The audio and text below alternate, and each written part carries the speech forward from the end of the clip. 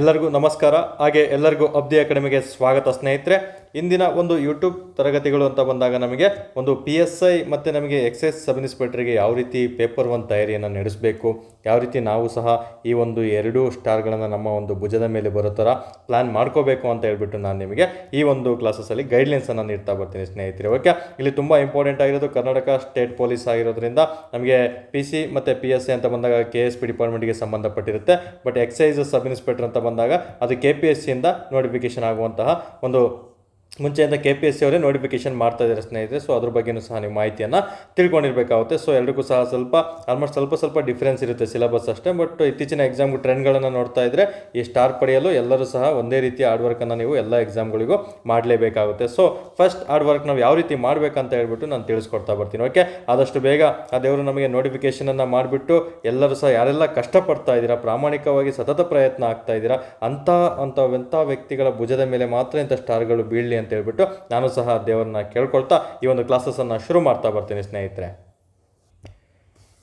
Okay, ಹಾಗೆ ಎಲ್ಲರಿಗೂ ನಾವು ಅಬ್ದಿ ಅಕಾಡೆಮಿಗೆ ಸ್ವಾಗತ ಅಂತ ಕೋರ್ತಾ ಇದ್ದೀನಿ. ಯಾರೆಲ್ಲ ನಮ್ಮ ಟೆಲಿಗ್ರಾಮ್ ಚಾನಲ್ಗೆ ಜಾಯ್ನ್ ಆಗಿಲ್ಲ ದಯವಿಟ್ಟು ಈ ಸರ್ಚ್ ಮೂಲಕ ನೀವು ಟೆಲಿಗ್ರಾಮಲ್ಲಿ ಜಾಯ್ನ್ ಆಗ್ಬೋದು, ಅಥವಾ ಕಮೆಂಟ್ ಬಾಕ್ಸಲ್ಲಿ ಅದನ್ನು ಲಿಂಕನ್ನು ಕೊಟ್ಟಿರ್ತೀನಿ ಸ್ನೇಹಿತರೆ. ಆ ಕಮೆಂಟ್ ಮೂಲಕ ನೀವು ಜಾಯ್ನ್ ಆಗ್ತಾ ಬರ್ಬೋದು. ಓಕೆ, ನಂತರ ನಮಗೆ ಇಲ್ಲಿ ಒಂದು ಬ್ಯಾಚ್ ಅಂತ ಬಂದಾಗ ನಮಗೆ ಈ ಒಂದು ಕ್ಲಾಸಸ್ಸಲ್ಲಿ ನಾವು PSI ಮತ್ತು ESI ಮತ್ತು ಎಕ್ಸೈಸ್ ಸಬ್ ಇನ್ಸ್ಪೆಕ್ಟರ್ ಆಗಿರ್ಬೋದು, ಮತ್ತು DSI ಅಂದರೆ ಡಿಟೆಕ್ಟಿವ್ ಸಬ್ ಇನ್ಸ್ಪೆಕ್ಟರ್ ಆಗಿರ್ಬೋದು, ಮತ್ತು ಇತ್ತೀಚೆಗೆ ಒಂದು WSI ಸಹ ಸುದ್ದಿಯಲ್ಲಿದೆ, ವೈರ್ಲೆಸ್ ಸಬ್ ಇನ್ಸ್ಪೆಕ್ಟರ್ ಅಂತ ನಾವು ಕರಿತಾ ಬರ್ತೀವಿ ಸ್ನೇಹಿತರೆ. ಎಲ್ಲದಕ್ಕೂ ಅಷ್ಟೇ ಪೇಪರ್ 1 ಕಂಪಲ್ಸರಿ ಆಗಿರುತ್ತೆ. ಸೊ ಹಾಗಾಗಿ ನಿಮಗೆ ಪೇಪರ್ 1 ಬಗ್ಗೆ ಯಾವ ರೀತಿ ಮಾಹಿತಿಯನ್ನು ತಿಳಿಸ್ಕೊಡ್ಬೇಕಂತ ಹೇಳ್ಬಿಟ್ಟು ಈ ಕ್ಲಾಸಸ್ಸಲ್ಲಿ ತಿಳಿಸ್ಕೊಡ್ತಾ ಬರ್ತೀನಿ. ನಂತರ ಪೇಪರ್ 1 ಯಾವ ರೀತಿ ತಯಾರಿಯನ್ನು ಮಾಡಬೇಕು, ಮತ್ತು ಯಾವೆಲ್ಲ ಪುಸ್ತಕಗಳನ್ನು ಓದಬೇಕು ಅಥವಾ ಪೇಪರ್ ಕಟಿಂಗ್ಸಲ್ಲಿ ಏನೆಲ್ಲ ಓದ್ಕೋಬೇಕು ಅನ್ನೋದು ಮಾಹಿತಿಯನ್ನು ಸಹ ತಿಳಿಸ್ಕೊಡ್ತಾ ಬರ್ತೀನಿ.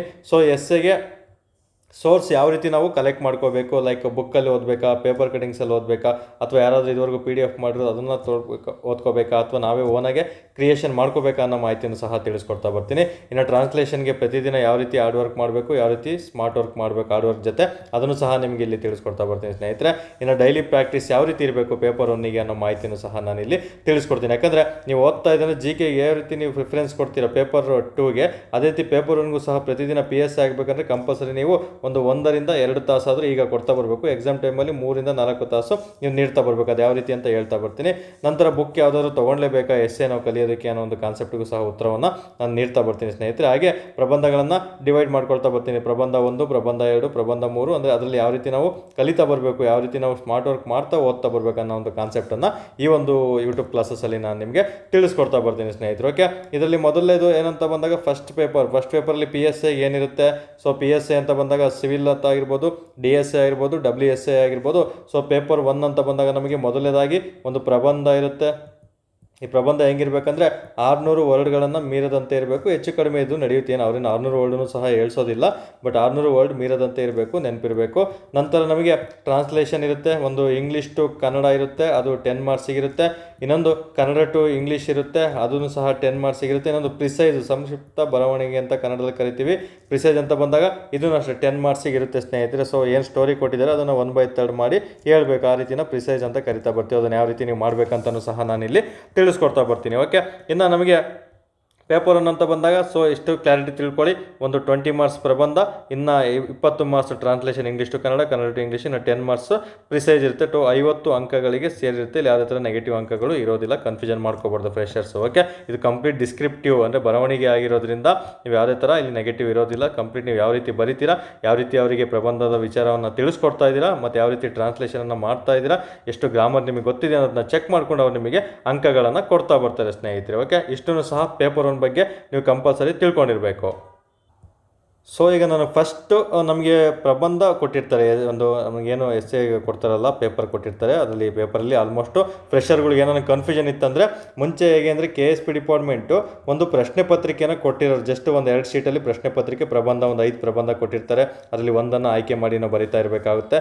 ಮತ್ತು ಸೆಕೆಂಡ್ ಪೇಜಲ್ಲಿ ಇಂಗ್ಲೀಷ್ ಟು ಕನ್ನಡ ಇರುತ್ತೆ, ಮತ್ತು ಇನ್ನೊಂದು ಕನ್ನಡ ಟು ಇಂಗ್ಲೀಷ್ ಇರುತ್ತೆ. ಮತ್ತು ನಿಮಗೆ ಒಂದು ಪ್ರಿಸೈಸ್ ರೈಟಿಂಗನ್ನು ಒಂದು ಶೀಟಲ್ಲಿ ಕ್ವಶನ್ ಪೇಪರ್ ಥರ ಕೊಟ್ಟಿರೋರು. ನಾವು ಅದನ್ನು ಒಂದು ಬುಕ್ಲೆಟ್ ಕೊಟ್ಟಿರೋ ಅದರಲ್ಲಿ ಬರೆದ್ಬಿಟ್ಟು ಕೊಡಬೇಕಿತ್ತು. ಬಟ್ ಇತ್ತೀಚೆಗೆ KE ಡಿಪಾರ್ಟ್ಮೆಂಟ್ ಎಕ್ಸಾಮ್ ನಡೆಸೋದ್ರಿಂದ ಎಲ್ಲನೂ ಸಹ ಬುಕ್ಲೆಟಲ್ಲೇ ಇರುತ್ತೆ ನಿಮಗೆ. ಸೊ ಯಾವುದೇ ಥರ ಕ್ವಶನ್ ಪೇಪರ್ ಮನೆಗೆ ತರಂಗಿಲ್ಲ, ಪ್ರತಿಯೊಂದೂ ಸಹ ಬುಕ್ಲೆಟಲ್ಲೇ ನಿಮಗೆ ಫಸ್ಟ್ ಎಸ್ಸೆ ಕೊಟ್ಟಿರ್ತಾರೆ. 5 ಎಸ್ಸೆಗಳು ಒಂದು ಚೂಸ್ ಮಾಡಿಕೊಂಡು ಆ ಎಸ್ಸೆಗಳಿಗೆ ನಿಮಗೆ 5-6 ಅಥವಾ 5-6 ಪೇಜ್ಗಳನ್ನು ಬಿಟ್ಟಿರ್ತಾರೆ, ಅಲ್ಲಿ ನೀವು ಫಿಲ್ ಅಪ್ ಮಾಡ್ತಾ ಬರಬೇಕು. ನೆಕ್ಸ್ಟ್ ಟ್ರಾನ್ಸ್ಲೇಷನ್ ಸಹ ಅದರ ಬುಕ್ಲೆಟಲ್ಲೇ ಅಟ್ಯಾಚ್ ಆಗಿರುತ್ತೆ. ಸೊ ಹೊಸ ಅಭ್ಯರ್ಥಿಗಳು ಇದನ್ನು ತಿಳ್ಕೊಂಡಿರಬೇಕು ಸ್ನೇಹಿತರೆ. ಓಕೆ, ಮುಂಚೆ ಎಲ್ಲ ಪೇಪರ್ ಕೊಡೋದು, ಈಗ ಪೇಪರ್ ಕೊಡೋದಿಲ್ಲ. ಸೊ ಸಪ್ರೇಟ್ ಎಲ್ಲನೂ ಸಹ ಬುಕ್ಲೆಟಲ್ಲೇ ಇರುವಂತೆ ಕೊಟ್ಟಿರ್ತಾರೆ. ಹಾಗಾಗಿ ಪ್ರಾಕ್ಟೀಸ್ ಮಾಡಬೇಕು, ನೀವು ಅದೇ ರೀತಿ ಪ್ರಾಕ್ಟೀಸ್ ಮಾಡಬೇಕು. ನಾನು ಅಬ್ದಿ ಅಕಾಡೆಮಿ ಡೈಲಿ ಒಂದು ಎಸ್ಸೆಗಳನ್ನು ಕಳಿಸ್ತಾ ಇದ್ದೀನಿ, ವಾರದ ಪ್ರಚಲಿತ ಪ್ರಬಂಧನಗಳಂತ. ಅದು ಯಾವ ರೀತಿ ತೊಗೋಬೇಕಂತಲೂ ಸಹ ನಾನು ನಿಮಗೆ ಮಾಹಿತಿಯನ್ನು ತಿಳಿಸ್ಕೊಡ್ತಾ ಬರ್ತೀನಿ ಸ್ನೇಹಿತರೆ. ಓಕೆ, ಹಾಗಾದರೆ ಈಗ ಸೋರ್ಸ್ ಅಂತ ಬಂದಾಗ ನಾವು ಎಲ್ಲಿಂದ ಕಲೆಕ್ಟ್ ಮಾಡ್ಕೋಬೇಕು, ಯಾವ ರೀತಿ ಓದಬೇಕು, ಫ್ರೆಷರ್ಸ್ ಯಾವ ರೀತಿ ಓದಬೇಕು, ಮತ್ತು ಎಕ್ಸ್ಪೀರಿಯನ್ಸ್ ಇರೋರು ಯಾವ ರೀತಿ ನೀವು ಅದಕ್ಕೆ ತಯಾರಿಯನ್ನು ನಡೆಸಬೇಕು ಅನ್ನೋ ಒಂದು ಮಾಹಿತಿಯನ್ನು ತಿಳಿಸ್ಕೊಡ್ತಾ ಬರ್ತೀನಿ. ಓಕೆ, ತುಂಬ ಸಿಂಪಲ್ಲು. ನಿಮಗೆ ಫಸ್ಟು ಪ್ರಬಂಧ ಅಂತ ಬಂದಾಗ ಇದು ಬೇಸಿಕ್ ಆಗಿರೋದ್ರಿಂದ ಬೇಸಿಕ್ಕಿಂದನೇ ಹೇಳ್ತಾ ಬರ್ತೀನಿ. ಓಕೆ, ಪ್ರಬಂಧ ಅಂತ ಬಂದಾಗ ಇಲ್ಲಿ ಮೊದಲು ನೀವು ಮಾಡಬೇಕಿರೋದು ಏನು, ಒಂದು ಪ್ರಬಂಧ ಬರಿತಿದ್ದೀವಿ ಅಂತ ಕೇಳಿದರೆ, ಒಂದು ಎಸ್ಸೆ ಬರಿತಿದ್ದೀವಿ ಅಂತ ಕೇಳಿದರೆ, ಫಸ್ಟ್ ಪೇಜಲ್ಲಿ ನಿಮಗೆ ಇಂಟ್ರೊಡಕ್ಷನ್ ವಿತ್ ಡೆಫಿನೇಷನ್ ಇರಬೇಕು. ಯಾವತ್ತು ಇಂಟ್ರೊಡಕ್ಷನ್ ಅಂತ ಬಂದಾಗ ಯಾವ ರೀತಿ ಓದ್ಕೋಬೇಕು, ಇಂಟ್ರೊಡಕ್ಷನ್ನು ನಿಮಗೆ ಕಂಠಪಾಠ ಮಾಡಿಬಿಟ್ಟು ಹೋಗಿ ಬರೆಯೋದಲ್ಲ. ಇತ್ತೀಚಿನ ತುಂಬ ಅಭ್ಯರ್ಥಿಗಳು ನೋಡ್ತಿದ್ದೀನಿ. ಓಕೆ, ಕಂಠಪಾಠ ಮಾಡಿಬಿಟ್ಟು ಬರೀತಾರೆ. ಯಾವುದೋ ಒಂದು ಎಸ್ಸೆ ಓದಿರ್ತಾರೆ, ರಿಲೇಟೆಡ್ ಒಂದು ಎಸ್ಸೆ ಬಂತಂದರೆ, ಫಾರ್ ಎಕ್ಸಾಂಪಲ್ ಒಂದು ಸೈಬರ್ ಕ್ರೈಮು ಅಥವಾ ಒಂದು ಏನಾದರೂ ಒಂದು ಜನಸಂಖ್ಯೆ ಬಗ್ಗೆ ಎಸ್ಸೆ ಬಂತಂದರೆ ಅದನ್ನು ಏನೋ ಓದ್ಕೊಂಡು ಹೋಗಿರ್ತೀರಿ ಎಲ್ಲ ಒಂದು ಕಡೆ, ಅದನ್ನು ಹಾಗೆ ಕಂಠಪಾಠ ಮಾಡಿ ಹಾಗೆ ಇಳಿಸ್ಬಿಡ್ತೀರ ಸ್ನೇಹಿತರೆ. ಅದೇ ಥರ ನಿಮಗೆ ಆಲ್ಮೋಸ್ಟ್ 50,000-60,000 ಜನ ಎಕ್ಸಾಮ್ ಬರೀತಾರೆ ಅಂದರೆ ಒಂದು 40,000 ಜನ ಕಂಠಪಾಠನೇ ಮಾಡಿರ್ತಾರೆ. 20,000 ಜನ ಮಾತ್ರ ಸ್ವಲ್ಪ ಅದರಲ್ಲಿ 10,000 ಜನಕ್ಕೆ ಏನು ಗೊತ್ತೇ ಇರಲ್ಲ. ಇನ್ನು 10,000 ಜನ ಅಷ್ಟೇ ಕ್ಲೀನಾಗಿ ಓನಲ್ಲಿ ಎಫೆಕ್ಟಿವ್ ಆಗಿ ಓದ್ತಾ ಬರ್ತಾರೆ. ಅದರಲ್ಲೂ ಒಂದು 2,000 ಜನ ಮಾತ್ರ ತುಂಬ ಎಫೆಕ್ಟಿವ್ ಆಗಿ ತಮ್ಮದೇ ಆದ ಓನ್ ಕ್ರಿಯೇಷನಲ್ಲೇ ಅವ್ರು ಎಸ್ಸೆ ಬರೀತಾ ಬರ್ತಾರೆ. ಅವ್ರಿಗೆ ಯಾಕೆ ಎಸ್ಸೆ ಆ ರೀತಿ ಬರೀತಾರೆ ಅಂದರೆ ಅವರಿಗೆ ಸಬ್ಜೆಕ್ಟ್ ನಾಲೆಡ್ಜ್ ಪರ್ಫೆಕ್ಟ್ ಇರುತ್ತೆ ಸ್ನೇಹಿತರೆ. ಯಾರಿಗೆ ಸಬ್ಜೆಕ್ಟ್ ನಾಲೆಡ್ಜ್ ಪರ್ಫೆಕ್ಟ್ ಇರುತ್ತೆ, ಸಬ್ಜೆಕ್ಟಲ್ಲಿರುವಂತಹ ಫಾರ್ ಎಕ್ಸಾಂಪಲ್ಲು ಪೊಲಿಟಿ ಅಂತ ಬಂದಾಗ, ಪೊಲಿಟಿಲಿ ನೀವು ಎಲ್ಲ ಆರ್ಟಿಕಲನ್ನು ತಿಳ್ಕೊಂಡ್ಬಿಟ್ಟಿದ್ರೆ ನೀಟಾಗಿ ಎಸ್ಸೆಗೆ ತಕ್ಕಂತೆ ಆರ್ಟಿಕಲ್ಗಳನ್ನು ಆಗ್ತಾ ಬರ್ಬೋದು. ಇನ್ನು ಎಕನಾಮಿಕ್ಸ್ ಅಂತ ಬಂದಾಗ ಕೆಲವೊಂದು ಡೆಫಿನೇಷನ್ಗಳನ್ನು ತಿಳ್ಕೊಂಡ್ಬಿಟ್ರೆ, ಫಾರ್ ಎಕ್ಸಾಂಪಲ್ಲು GDP ಅಂದರೆ ಏನು, ಆರ್ಥಿಕ ಬೆಳವಣಿಗೆ ಅಂದರೆ ಏನು, ಓಕೆ, ಮತ್ತು ತಲಾ ಆದಾಯ ಅಂದರೆ ಏನು, ಇವುಗಳ ಬಗ್ಗೆ ಕಾನ್ಸೆಪ್ಟನ್ನು ತಿಳ್ಕೊಂಡ್ಬಿಟ್ಟಿದ್ರೆ ನಿಮಗೆ ಗೊತ್ತಿಲ್ಲದ ಎಸ್ಸೆ ಒಂದು ಸಹ ಕ್ಲಿಯರ್ ಮಾಡ್ತಾ ಬರ್ಬೋದು. ಇನ್ನು ಭೂಗೋಳದಲ್ಲಿ ನಿಮಗೆ ಭೌಗೋಳಿಕ ವಿಸ್ತೀರ್ಣ ಪ್ರಪಂಚದಲ್ಲಿ ಮತ್ತು ಭಾರತದಲ್ಲಿ ಕರ್ನಾಟಕದ್ದು ಎಷ್ಟೆಷ್ಟಿದೆ, ಕರಾವಳಿ ಪ್ರದೇಶಗಳು ಎಷ್ಟಿದೆ, ಅದಕ್ಕೆ ಏನೆಲ್ಲ ಸೋರ್ಸು, ಅದಕ್ಕೆ ಕರಾವಳಿಗೆ ಸಂಬಂಧಪಟ್ಟಂತೆ ಅಥವಾ ಒಂದು ಸಮುದ್ರಗಳಿಗೆ ಸಂಬಂಧಪಟ್ಟಂತೆ, ಜನಸಂಖ್ಯೆಗೆ ಸಂಬಂಧಪಟ್ಟಂತೆ ಇಲ್ಲಿ ಎಕನಾಮಿಕ್ಸ್ಗೆ ರಿಲೇಟೆಡ್ ಮಾಡ್ಕೋಬೇಕು. ನೀವು ಯಾವೆಲ್ಲ ಒಂದು ಯೋಜನೆಗಳನ್ನು ಅವರು ಬಿಡುಗಡೆ ಮಾಡಿರ್ತಾರೆ, ಇತ್ತೀಚೆಗೆ ಉದ್ಘಾಟನೆ ಮಾಡಿರ್ತಾರೆ ಹೊಸ ಯೋಜನೆಗಳನ್ನು, ಅಂಥ ಯೋಜನೆಗಳನ್ನು ನೀವು ಕರೆಂಟ್ ಅಫೇರ್ಸಿಂದ ಎತ್ಕೊಂಡು ಇಲ್ಲಿ ಅದಕ್ಕೆ ಅಡಾಪ್ಟ್ ಮಾಡ್ಕೊಳ್ತಾ ಬರಬೇಕು ಸ್ನೇಹಿತರೆ. ಇದಕ್ಕಂತಲೇ ಸಪ್ರೇಟ್ ಒಂದು ವಿಡಿಯೋ ಮಾಡ್ತೀನಿ, ಏನೆಲ್ಲ ಓದಬೇಕು ಪ್ರಬಂಧಕ್ಕೆ, ಡಿಫ್ರೆಂಟಾಗಿ ಯಾವ ರೀತಿ ಓದ್ಕೋಬೇಕು, ಅದಕ್ಕೆ ಸಪ್ರೇಟ್ ಆಡಿಯೋ ಮಾಡ್ತೀನಿ. ಇದು ಫ್ರೆಷರ್ಸಿಗೂ ಸಹ ಹೆಲ್ಪ್ ಆಗಲಿ ಅಂತ ಹೇಳ್ಬಿಟ್ಟು ತುಂಬ ಸಿಂಪಲಾಗಿ ಹೇಳ್ತೀನಿ. ಇದು ನೋಡಿದ ತಕ್ಷಣ ಯಾರು ಎದುರುಕೊಳಕ್ಕೆ ಹೋಗ್ಬಾರ್ದು ಸ್ನೇಹಿತರೆ. ಈ ರೀತಿ ಸ್ಮಾರ್ಟ್ ವರ್ಕ್ ಎಲ್ಲ ನಾನು ಈಸಿಯಾಗಿ ನಿಮಗೆ ತಿಳಿಸ್ಕೊಡ್ತಾ ಬರ್ತೀನಿ. ಪ್ರಬಂಧ ಬರೆಯೋದೇನು ದೊಡ್ಡ ವಿಚಾರನೇ ಅಲ್ಲ, ಫಸ್ಟ್ ಪೇಪರಲ್ಲಿ 35 ಅಂಕ ತೆಗೆಯೋದು ದೊಡ್ಡ ವಿಚಾರನೇ ಅಲ್ಲ, ಈಸಿಯಾಗಿ ನೀವು ಸ್ಕೋರ್ ಮಾಡ್ತಾ ಬರ್ಬೋದು. ಓಕೆ, ಹಾಗಾದರೆ ನೋಡಿ, ಈತ ಸಿದ್ದು ಜಿಡ್ಡಿಮನಿ ಅಂತ ನಮ್ಮ ಒಂದು ಸ್ಟೂಡೆಂಟ್, ಅಬ್ದಿ ಅಕಾಡೆಮಿ ಸ್ಟೂಡೆಂಟ್ ಆಗಿರ್ತಾರೆ. ನಾವು ಕೊಡುವಂತಹ ಪ್ರತಿದಿನದ ಒಂದು ಟೈಮ್ ಟೇಬಲ್ ಆಗಿರ್ಬೋದು, ಮತ್ತು ಎಸ್ಸೆಗೆ ಯಾವ ರೀತಿ ಓದ್ಕೋಬೇಕಂತ ಆಗಿರ್ಬೋದು, ಮತ್ತು ಪ್ರತಿದಿನ ಟ್ರಾನ್ಸ್ಲೇಷನ್ನ ಯಾವ ರೀತಿ ಸಾಲ್ವ್ ಮಾಡಬೇಕಂತ ಹೇಳ್ಬೇಕಿರ್ಬೋದು, ಮತ್ತು ನಿಮಗೆ ಪೇಪರ್ 2 ಅಲ್ಲಿ ಯಾವ ರೀತಿ ಸ್ಕೋರ್ ಮಾಡಬೇಕಂತ ಹೇಳ್ಬಿಟ್ಟು ಗೈಡ್ಲೈನ್ಸ್ ಬ್ಯಾಚನ್ನು ಕೊಡ್ತಾ ಇದ್ವಿ. ಅಲ್ಲಿ ನೀಟಾಗಿ ಫಾಲೋ ಮಾಡಿ ಫಸ್ಟ್ ಅಟೆಂಪ್ಟಲ್ಲಿ ಯಾರೆಲ್ಲ ಮೊದಲನೇ ಪ್ರಯತ್ನದಲ್ಲಿ ಆಗುತ್ತಾ ಸರ್ ಅಂತ ಭಯ ಪಡ್ತಾ ಇದ್ದೀರಾ, ಅದಕ್ಕೆ ಇವನೊಬ್ಬ ಮಾದರಿ ಆಗಿರ್ತಾನೆ ಸ್ನೇಹಿತರೆ. ಈತ ಈ PSI ಸಿದ್ದು ಅವರು ಯಾವ ರೀತಿ ಸ್ಟ್ರಾಟಜಿಯನ್ನು ಮಾಡ್ಕೊಂಡಿದ್ರು ಸಹ ಎಲ್ಲನೂ ಸಹ ತಿಳಿಸ್ಕೊಡಿದ್ರು. ಯಾಕಂದರೆ ಫಸ್ಟ್ ಅಟೆಂಪ್ಟಲ್ಲಿ ನೋಡಿ ಇಲ್ಲಿ ಮೆನ್ಷನ್ ಮಾಡಿದರೆ, ವೆರಿ ಫಸ್ಟ್ ಅಟೆಂಪ್ಟಲ್ಲಿ ನಾನು ಈ ಎಕ್ಸಾಮನ್ನು ಕ್ಲಿಯರ್ ಮಾಡಿದ್ದೀನಿ, ಸೆಲೆಕ್ಟ್ ಆಗಿದ್ದೀನಿ ಅಂತ ಹೇಳ್ಬಿಟ್ಟು ನಮಗೆ ಸ್ವಲ್ಪ ಅದಕ್ಕೆ ನಮ್ಮಿಂದ ಏನು ಉಪಯೋಗ ಆಯಿತು ಅಂತ ಹೇಳ್ಬಿಟ್ಟು ಅವ್ರು ನಮಗೆ ಇಲ್ಲಿ ತಿಳಿಸ್ಕೊಟ್ಟಿದ್ದಾರೆ ಸ್ನೇಹಿತರೆ. ಓಕೆ, ಇಲ್ಲಿ ನನಗೆ ಜಸ್ಟ್ ತಿಳಿಸೋದಕ್ಕೆ ಹೇಳ್ತಾ ಇರೋದು ಒಂದೇ, ನಿಮಗೆ ಫಸ್ಟ್ ಪೇಪರ್ ಅಂತ ಬಂದಾಗ ನೀವು ಚೆನ್ನಾಗಿ ಮಾಡಬೇಕು. ಯಾಕಂದರೆ ಈತ ಫಸ್ಟ್ ಪೇಪರಲ್ಲಿ 37 ಅಂಕಗಳನ್ನು ತೊಗೊಂಡಿದ್ದಾನೆ. ಮೊದಲನೇ ಪ್ರಯತ್ನದಲ್ಲೇ 37 ಅಂಕಗಳನ್ನು ಈತ ತಗೊಂಡುಕೊಂಡಿರ್ತಾನೆ. ಈತ ಯಾವ ರೀತಿ ಸ್ಟ್ರಾಟಜಿ ಮಾಡಿದ್ದ ಅಂತಲೂ ನಮ್ಮ ತ್ರಿವೇಣಿ B1 ಏನು ಯೂಟ್ಯೂಬ್ ಚಾನಲ್ ನೋಡ್ತಿದ್ದಾರೆ ಅದರಲ್ಲೇ ಕಂಪ್ಲೀಟ್ ಮಾಹಿತಿಯನ್ನು ತಿಳಿಸ್ಕೊಟ್ಟಿದ್ದಾರೆ. ಅವರೇ ಒಂದು ಆಡಿಯೋ ಮೂಲಕ ಕಳಿಸ್ಕೊಟ್ಟಿದ್ದಾರೆ. ಅದನ್ನು ನೀಟಾಗಿ ಎಡಿಟ್ ಮಾಡಿ ನಾವು ಕಳಿಸ್ಕೊಟ್ಟಿದ್ದೀವಿ. ಅದನ್ನು ಸಹ ಯಾರೆಲ್ಲ ಆ ಒಂದು ವಿಡಿಯೋ ನೋಡಿಲ್ಲ ದಯವಿಟ್ಟು ಆ ವಿಡಿಯೋ ನೋಡಿಬಿಡಿ. ಅವ್ರು ಯಾವ ರೀತಿ ಹೇಳಿದ್ದಾರೆ, ಏನೆಲ್ಲ ಸ್ಟ್ರಾಟಜಿ ಮಾಡಬೇಕಂತ. 156 ರ್ಯಾಂಕಲ್ಲಿ ಇವತ್ತು ಒಂದು ಬಾಗಲಕೋಟೆ ಡಿಸ್ಟಿಕ್ನ ಹುಡುಗ ಆಗಿರ್ತಾನೆ ಈತ. ಇಂದು PSI ಆಗಿ ಮೊದಲನೇ ಅಟೆಂಪ್ಟಲ್ಲೇ ಕ್ಲಿಯರ್ ಮಾಡಿದ್ದಾನೆ. ಡಿಗ್ರಿ ಮುಗಿದ ತಕ್ಷಣ ಓದಕ್ಕಂತ ಕೂತ್ಕೊಂಡು ಫಸ್ಟ್ ಅಟೆಂಪ್ಟಲ್ಲೇ ಕ್ಲಿಯರ್ ಮಾಡಿದ್ದಾನೆ. ಸೊ ಹಾಗಾಗಿ ಯಾರಿಗೂ ಭಯಪಡೋ ಅವಶ್ಯಕತೆ ಇಲ್ಲ. ಮೊದಲನೇ ಪ್ರಯತ್ನ, ಎಕ್ಸ್ಪೀರಿಯನ್ಸ್ ಇರೋರು ಇದ್ದಾರೆ, ಅವ್ರು ಬಿಟ್ಟು ನಮ್ಗೆ ಆಗುತ್ತಾ ಅನ್ನೋದು ಅದೆಲ್ಲ ಮೈಂಡಿಗೆ ಹಾಕೋಬೇಡಿ. ನೀವು ಸತತ ಪ್ರಯತ್ನ ಮಾಡಿ, ಸ್ಮಾರ್ಟ್ ವರ್ಕ್ ಮಾಡಿ, ಖಂಡಿತ ನಿಮಗೆ ಸಕ್ಸಸ್ ಆಗೇ ಆಗುತ್ತೆ ಸ್ನೇಹಿತರೆ. ಓಕೆ, ಹಾಗಾದರೆ ಯಾವ ರೀತಿ ನಾವು ಪೇಪರ್ 1ಗೆ ಪ್ರಿಪೇರ್ ಆಗಬೇಕು ಅನ್ನೋ ಒಂದು ಮಾಹಿತಿಯನ್ನು ತಿಳಿಸ್ಕೊಡ್ತಾ ಬರ್ತೀನಿ.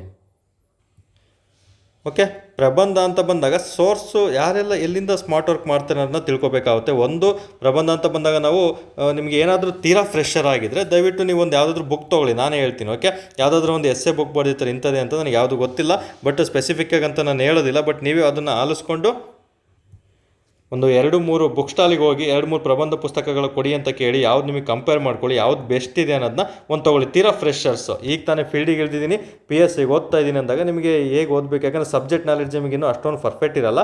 ಸೊ ಅಂಥ ಅಭ್ಯರ್ಥಿಗಳು ಪ್ರಬಂಧದ ಯಾವುದಾದ್ರೂ ಒಂದು ಪುಸ್ತಕ ತೊಗೊಂಡು ಅದರಲ್ಲಿ ಎಲ್ಲನೂ ಓದಬಾರ್ದು. ಜಸ್ಟ್ ಇಂಟ್ರೊಡಕ್ಷನ್ ಯಾವ ರೀತಿ ಕೊಟ್ಟಿದ್ದಾರೆ ಅದನ್ನಷ್ಟೇ ಓದ್ಕೋಬೇಕಾಗುತ್ತೆ. ಇನ್ನು ಕನ್ಕ್ಲೂಷನ್ ಯಾವ್ದು ಕೊಟ್ಟಿದ್ದಾರೆ ಅದನ್ನಷ್ಟೇ ಓದ್ಕೋಬೇಕಾಗುತ್ತೆ. ಬಾಡಿ ಮಾತ್ರ ನಿಮ್ಮ ಕಂಪ್ಲೀಟ್ ನೀವೇ ಬರಿಬೇಕು. ನಿಮಗೆ ಓನ್ ಕ್ರಿಯೇಷನ್ ಇದ್ದರೆ ಮಾತ್ರ ನಿಮಗೆ ಆದಷ್ಟು ಬೇಗ ಅಥವಾ ಸಕ್ಸಸ್ ಸಿಗುತ್ತೆ. ಪ್ಲಸ್ ಪೇಪರ್ನಲ್ಲಿ ಒಳ್ಳೆ ಅಂಕಗಳು ಬರ್ತವೆ ಸ್ನೇಹಿತರೆ. ಇಂಟ್ರೊಡಕ್ಷನ್ ಅಷ್ಟೇ, ನಿಮಗೆ ಸಬ್ಜೆಕ್ಟ್ 2-3 ಬಾರಿ ಅಥವಾ ನಿಮಗೆ ಆಲ್ಮೋಸ್ಟ್ ಒಂದು 6-8 ತಿಂಗಳು ನೀವು PSIಗೆ ಓದ್ತಾ ಇದ್ದೀರಿ ಅಂದರೆ ಇಂಟ್ರೊಡಕ್ಷನ್ ನೀವೇ ಕೊಡ್ಬೋದು. ಅದು ಯಾವ ರೀತಿ ಅಂತ ಹೇಳ್ತಾ ಬರ್ತೀನಿ ನೆಕ್ಸ್ಟ್ ವಿಡಿಯೋದಲ್ಲಿ. ಪ್ಲಸ್ ಕನ್ಕ್ಲೂಷನ್ ಅಷ್ಟೇ ನೀವೇ ಕೊಡ್ತಾ ಬರ್ಬೋದು. ಸದ್ಯಕ್ಕೆ ಫ್ರೆಶರ್ ಆಗಿರೋದ್ರಿಂದ ಇಂಟ್ರೊಡಕ್ಷನ್ ಕನ್ಕ್ಲೂಷನ್ ಬರೆಯೋಕ್ಕೆ ನಿಮಗೆ ಕನ್ಫ್ಯೂಷನ್ ಆಗೋಗುತ್ತೆ. ಹಾಗಾಗಿ ಒಂದು ಯಾವುದಾದ್ರು ಪ್ರಬಂಧದ ಪುಸ್ತಕವನ್ನು ತೊಗೊಂಡು ಓದ್ತಾ ಬನ್ನಿ. ನಾವು ಫ್ರೆಶರ್ಸು ಆ ರೀತಿ ಮಾಡ್ಕೊಳ್ಳಿ. ನೀವು ಎಕ್ಸ್ಪೀರಿಯನ್ಸ್ ಇರೋರು ಆಲ್ರೆಡಿ ನಿಮ್ಗೆ ಗೊತ್ತಿರುತ್ತೆ. ಸೊ ನೆಕ್ಸ್ಟ್ ನೀವು ಏನು ಮಾಡಬೇಕು ಎಕ್ಸ್ಪೀರಿಯನ್ಸ್ ಇರೋದು ಅಂತ ಹೇಳಿದರೆ, ನೀವು ಹಳೆ ಎಸ್ಸೆಗಳನ್ನು ಯಾವುದೇ ಕಾರಣಕ್ಕೂ ಮುಟ್ಬಾರ್ದು. ಹೊಸದು ಕರೆಂಟ್ ಅಫೇರ್ಸ್ ಎಸ್ಸೆಗಳು ಏನೆಲ್ಲ ಬರ್ತಿದ್ದಾವೆ ಅವುಗಳಿಗೆ ಇಂಟ್ರೊಡಕ್ಷನ್ ಮತ್ತು ಬಾಡಿ ಆಗಿರ್ಬೋದು ಮತ್ತು ಕನ್ಕ್ಲೂಷನನ್ನು ಕೊಡೋದಕ್ಕೆ ನೀವು ಈಗಿನಿಂದ ತಯಾರಿಯನ್ನು ನಡೆಸ್ತಾ ಬರಬೇಕಾಗುತ್ತೆ ಸ್ನೇಹಿತರೆ. ಅದು ತುಂಬಾ ಇಂಪಾರ್ಟೆಂಟ್ ಆಗಿರುತ್ತೆ. ಓಕೆ, ಬೆಸ್ಟ್ ಅಂತ ನನಗೆ ಬುಕ್ ಯಾವುದು ಗೊತ್ತಿಲ್ಲ, ದಯವಿಟ್ಟು ನೀವೇ ಮಾರ್ಕೆಟಲ್ಲಿ ನೋಡಿ ಸರ್ಚ್ ಮಾಡಿ ತೊಗೊಂಡು ಓದ್ಕೊಂಡ್ರೆ ತುಂಬ ಉತ್ತಮ ಆಗಿರುತ್ತೆ. ಅದರ ಜೊತೆಗೆ ನಮಗೆ ಈ ಒಂದು ನಾಲೆಡ್ಜ್ ಯಾವ ರೀತಿ ಬರಬೇಕು, ಪ್ರಬಂಧ ಬರೆಯೋದಕ್ಕೆ ನಾಲೆಡ್ಜ್ ಯಾವ ರೀತಿ ಬರಬೇಕು ಅನ್ನೋದಕ್ಕೆ ಫಸ್ಟ್ ಸೋರ್ಸ್ ನಮಗೆ ಪೇಪರ್ ಆಗಿರುತ್ತೆ. ಯಾವುದೇ ತೊಗೊಳ್ಳಿ, ನಿಮಗೆ ಕರೆಂಟ್ ಅಫೇರ್ಸ್ ಆಗಿರ್ಬೋದು, ಬೇರೆ ಎಸ್ಸೆ ಬರೆಯೋದಕ್ಕಾಗಿರ್ಬೋದು, KSಗೆ ಆಗಿರ್ಬೋದು, UPSCಗೆ ಆಗಿರ್ಬೋದು, ಪೇಪರ್ ಕಟಿಂಗ್ಸು ಕಂಪಲ್ಸರಿ ನೀವು ಓದ್ಕೊಂಡಿರಲೇಬೇಕಾಗುತ್ತೆ. ಪೇಪರಲ್ಲಿ ನಮಗೆ ಆರ್ಟಿಕಲ್ ಬರ್ತವೆ. ಓಕೆ, ಆರ್ಟಿಕಲ್ ಬಗ್ಗೆ ಯಾವಾಗಲೂ ಮಾಹಿತಿಯನ್ನು ಕೊಡ್ತಾ ಇರ್ತಾರೆ. ಫಾರ್ ಎಕ್ಸಾಂಪಲ್ ಯಾವ ರೀತಿ ಆರ್ಟಿಕಲ್ ಅಂದರೆ, ನಾನೇ ಒಂದು ಟೆಲಿಗ್ರಾಮಲ್ಲಿ ನಮ್ಮ ಒಂದು ಟೆಲಿಗ್ರಾಮಲ್ಲಿ ಹಾಕಿದಂಥ ಆರ್ಟಿಕಲ್ಲೇ ತೊಗೊಂಡು ನಿಮಗೆ ಎಕ್ಸ್ಪ್ಲೇನ್ ಮಾಡ್ತಾ ಹೋಗ್ತೀನಿ ಈಗ. ಓಕೆ ನೋಡಿ, ಇದು ನಂದು ನಂಬರ್ 3 ಪ್ರಬಂಧ. ಆ್ಯಕ್ಚುಲಿ ವಾರಕ್ಕೆ ಒಂದು ಇತ್ತೀಚೆಗೆ ಒಂದು ವಾರದ ಪ್ರಬಂಧ ಅಂತ ಹೇಳ್ಬಿಟ್ಟು 3 ದಿನ ಮುಂಚೆನೇ ಒಂದು ಟಾಪಿಕನ್ನು ಕೊಡ್ತೀನಿ. ಅದಕ್ಕೆ ನೀವೇ ಸೆಲ್ಫ್ ಪ್ರಿಪೇರ್ ಆಗಿಬಿಟ್ಟು ಅದಕ್ಕೆ ಒಂದು ಟಾಪಿಕ್ಕಿಗೆ ತಕ್ಕಂತೆ ನೀವು ಎಸ್ಸೆಗಳನ್ನು ಬರೆಯೋಕ್ಕೆ ರೆಡಿ ಆಗಿರಬೇಕು ಸ್ನೇಹಿತರೆ. ಟಾಪಿಕ್ ಯಾವ ರೀತಿ ಅಂದರೆ ನಿಮಗೆ ನೋಡಿ ಈ ರೀತಿಯಲ್ಲಿ ಕೆಳಗಡೆ ಪೇಪರ್ ಕಟಿಂಗ್ಸ್ ಇದೆಯಲ್ಲ. ಸೊ ಇದು ಇತ್ತೀಚೆಗೆ ಕರೆಂಟ್ ಅಫೇರ್ಸಲ್ಲಿದೆ.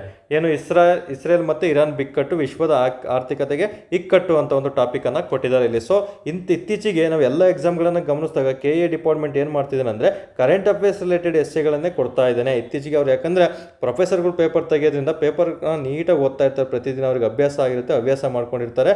ಸೊ ಹಾಗಾಗಿ ಅವರು ಇತ್ತೀಚೆಗೆ ಸುದ್ದಿಯಲ್ಲಿರೋದನ್ನೇ ತೊಗೊಂಡು ಅವ್ರ ಮೈಂಡಲ್ಲೇ ಕೂತಿರುತ್ತೆ. ಹಾಗಾಗಿ ಆ ಥರ ಕೊಡ್ತಾ ಬರ್ತಾರೆ. ಈ ರೀತಿ ಒಂದು ಎಸ್ಸೆಗಳನ್ನು ನೀವು ಕ್ರೋಢೀಕರಣ ಮಾಡಿಟ್ಕೋಬೇಕು. ಪೇಪರ್ ಕಟಿಂಗ್ಸಲ್ಲಿ ಆರ್ಟಿಕಲಲ್ಲಿ ಎಲ್ಲನೂ ಓದೋದಲ್ಲ, ತುಂಬ ಮೇಜರಾಗಿ ಇಶ್ಯೂ ಆಗಿದೆ. ಯಾಕಂದರೆ ಇದು ಇಸ್ರೇಲ್ ಇರಾನ್ ನಿಮ್ಗೆಲ್ಲರಿಗೂ ಗೊತ್ತು, ತುಂಬಾ ಇಶ್ಯೂ ಇದೆ ಇತ್ತೀಚೆಗೆ. ಹಾಗಾಗಿ ಇದ್ರ ಬಗ್ಗೆ 100% ಒಂದಲ್ಲ ಒಂದು ಎಕ್ಸಾಮ್ಗಳಲ್ಲಿ ಪ್ರಶ್ನೆಗಳನ್ನು ಮುಂದಿನ ದಿನಗಳಲ್ಲಿ ಕೇಳ್ತಾನೆ ಸ್ನೇಹಿತರೆ. ಇದು GKಯಲ್ಲೂ ಕೇಳ್ತಾ ಬರ್ತಾನೆ, ಪ್ಲಸ್ ಪೇಪರ್ 1ನಲ್ಲೂ ಸಹ ಇದ್ರ ಬಗ್ಗೆ ಕೇಳ್ತಾ ಬರ್ತಾನೆ. ಸೊ ಇಂಥ ಎಸ್ಸೆಗಳನ್ನು ನೀವು ಚೂಸ್ ಮಾಡಬೇಕು. ಅದು ಚೂಸ್ ಮಾಡಿದ ಮೇಲೆ ಇದೇ ರೀತಿ ಅವ್ರ ಎಸ್ಸೆಗಳನ್ನು ಕೇಳಲ್ಲ, ಯಾವ ರೀತಿ ಕೇಳ್ತಾನೆ ಅಂತ ಹೇಳ್ಬಿಟ್ಟು ನಾನು ನಿಮಗೆ ಟೆಸ್ಟ್ ಕೊಡ್ತಾ ಬರ್ತೀನಿ ನೋಡಿ. ಈ ಥರ ಒಂದು ಫಸ್ಟು ಪಿಕ್ಕನ್ನು ಹಾಕ್ತೀನಿ ನಮ್ಮ ಒಂದು ಅಬ್ದಿ ಅಕಾಡೆಮಿ ಟೆಲಿಗ್ರಾಮ್ ಚಾನಲಲ್ಲಿ ಜಾಯ್ನ್ ಆಗಿ. ಸೊ ಅಲ್ಲಿ ಟಿಕ್ ಹಾಕಿದಾಗ ನಾನು 3 ದಿನ ಮುಂಚೆನೇ ಈ ಟಾಪಿಕನ್ನು ಕೊಟ್ಟಿರ್ತೀನಿ. ಇದ್ರ ಬಗ್ಗೆ ನೀವು ಕಂಪ್ಲೀಟ್ ಓನ್ ತಯಾರಿಯನ್ನು ನಡೆಸಬೇಕು. 3 ದಿನ ಟೈಮ್ ಕೊಟ್ಟಿರ್ತೀನಿ ಅದಕ್ಕಂತಾನೆ. ಅದಾದಮೇಲೆ 3 ದಿನ ಆದಮೇಲೆ ಟೆಸ್ಟನ್ನು ನಾನು PDF ಮೂಲಕ ಅಪ್ಲೋಡ್ ಮಾಡ್ತೀನಿ. ಈ ರೀತಿ ಎಸ್ಸೆಗಳನ್ನು ಕೊಟ್ಟಿರ್ತೀನಿ ನಾನು.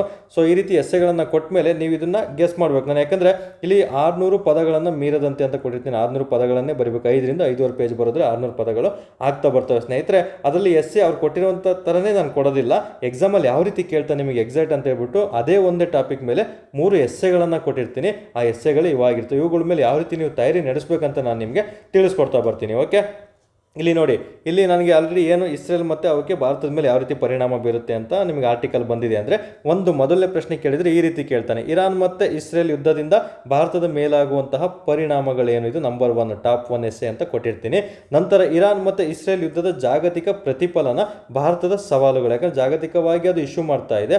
ಹಾಗಾದರೆ ಭಾರತ ಇದಕ್ಕೆ ಯಾವೆಲ್ಲ ಸವಾಲುಗಳನ್ನು ಹಾಕಬೇಕು, ಇವ್ರ ಜೊತೆ ಯಾವ ರೀತಿ ರಾಜಿ ಆಗಬೇಕು ಅನ್ನೋ ಒಂದು ಕಾನ್ಸೆಪ್ಟನ್ನು ನಾವಿಲ್ಲಿ ಬರೀಬೇಕಾಗುತ್ತೆ. ಇನ್ನು ಇರಾನ್ ಇಸ್ರೇಲ್ ಯುದ್ಧ ಮಧ್ಯಪ್ರಾಚ್ಯ, ಯಾಕಂದರೆ ಮಧ್ಯಪ್ರಾಚ್ಯದಲ್ಲಿ ಬರುವಂಥ ಒಂದು ದೇಶಗಳಾಗಿರೋದ್ರಿಂದ ಇವು ಅಲ್ಲಿ ಯಾವ ರೀತಿ ಒಂದು ಉರಿಯುತ್ತಾ ಇದೆ, ಒಂದು ಬೆಂಕಿ ಆರ್ತಾ ಇದೆ ಅವ್ರ ಮಧ್ಯೆ, ಅಷ್ಟು ಮಧ್ಯಪ್ರಾಚ್ಯಗಳ ದೇಶಗಳ ಮಧ್ಯೆ ಯಾವ ರೀತಿ ಇವೆರಡು ಯುದ್ಧಗಳು ಎಫೆಕ್ಟ್ ಆಗ್ತಾ ಇದೆ, ದಗ ಅಂತ ಕೊಟ್ಟಿದ್ದೀನಿ ನೋಡಿ.